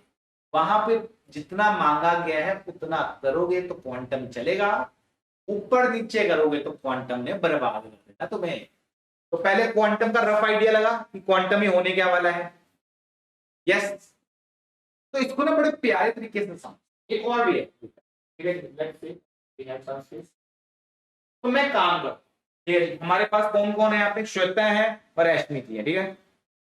ओके श्वेता, अब पहले आप एग्जांपल समझो मेरा, फिर मैं आपको इंग्लिश में भी बताऊंगा, ठीक है। तो लेट्स से वी हैव 2 हियर। तो हमारे पास एक तो एश्मी जी है, तो this is our Ashmi, yes, and this is Shweta. तो कुछ ना कुछ हुआ एक्स वाई जेड, तो एश्मी एंड श्वेता के बीच में क्या हो गया? एश्मी एंड श्वेता के बीच में हो गई भाई फाइट, लड़ाई। ऑल राइट, तो अगर एश्मी एंड श्वेता के बीच में लड़ाई हो गई है, तो अब क्या करेंगे? अब वो लड़ाई करेंगे, कैसे करेंगे? देखो यार, एश्मी ने ना क्या किया, एश्मी के पास मान के चलो यहाँ पे पड़े हैं पत्थर,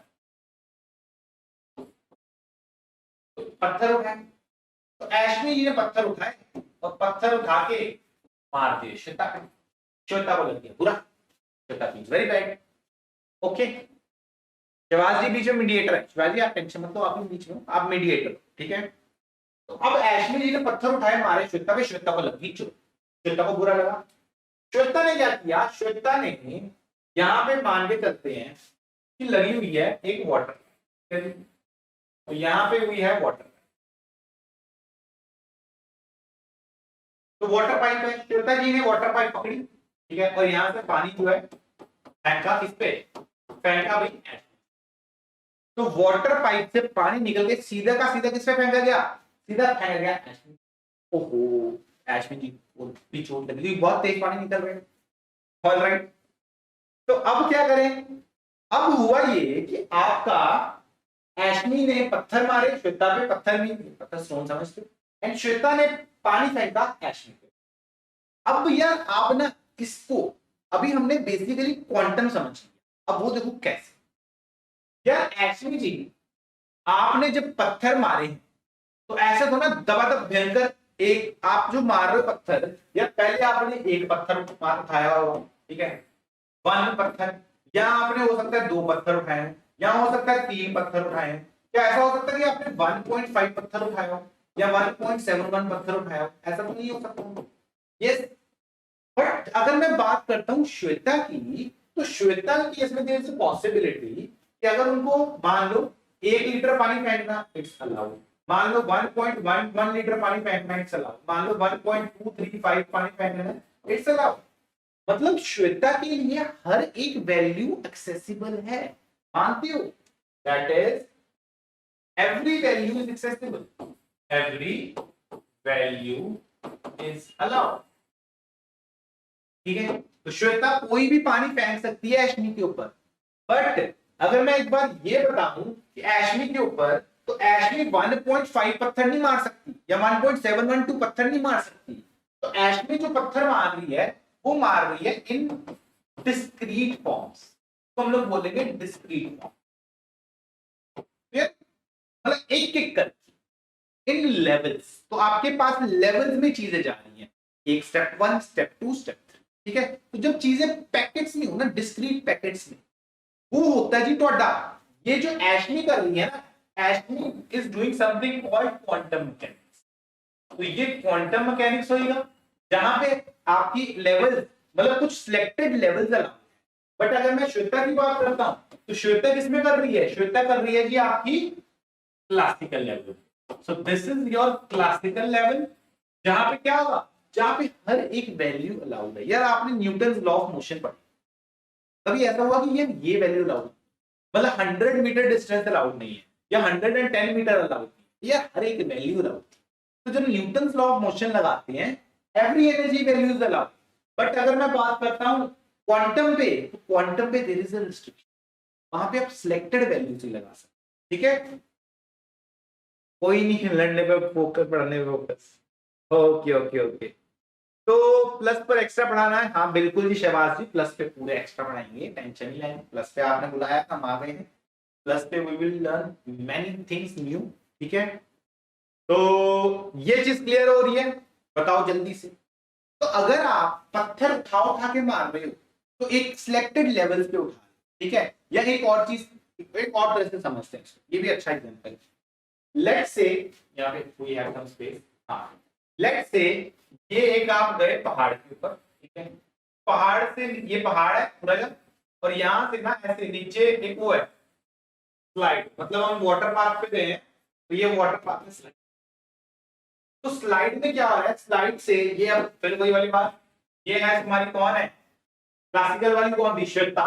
तो दिस इज श्वेता।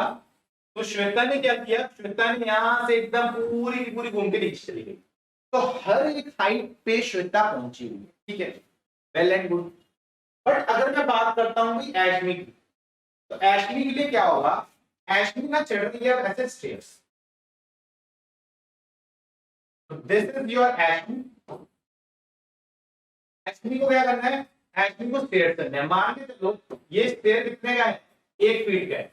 तो एशमी ने पहला स्टेयर चढ़ा तो 1 फीट हाइट पे पहुंची, दूसरा चढ़ा तो 2 फीट पे, तीसरा चढ़ा 3 फीट, चौथा चढ़ा 4 फीट। तो एशमी क्या सारी हाइट्स पे जा पा रही है, यार एशमी मुझे भी लगता 1.5 फीट पे गई या 1.6 पे गई या 1.7 पे गई, नहीं, एशमी गई तो 1 पे, 2 पे, 3 पे, 4 पे, दैट इज सिलेक्टेड वैल्यूज है एशमी के पास। तो she has some selected values, yes. और अगर मैं बात करता हूं श्वेता की, या श्वेता को जो हाइट बोलो उस हर एक हाइट पे जा सकती, यस। तो भाई ये चीज सही है, ये तो लाइफ टाइम याद रहेगा सर। बिल्कुल, this is unfair with Ashmi, alright. तो क्या ये चीज क्लियर हो गई आपको, बता दो। तो अभी एशमी क्योंकि 1 फीट या 2 फीट या 3 फीट या 4 फीट पे जा रही है, तो सिलेक्टेड वैल्यूज भी है, या तो इतने पे जा सकती। बट मेरी जो श्वेता है वो तो एकदम वाटर पार्क में आई है, तो वो पूरे का पूरा घूम के एक एक लेवल को टच कर सकती।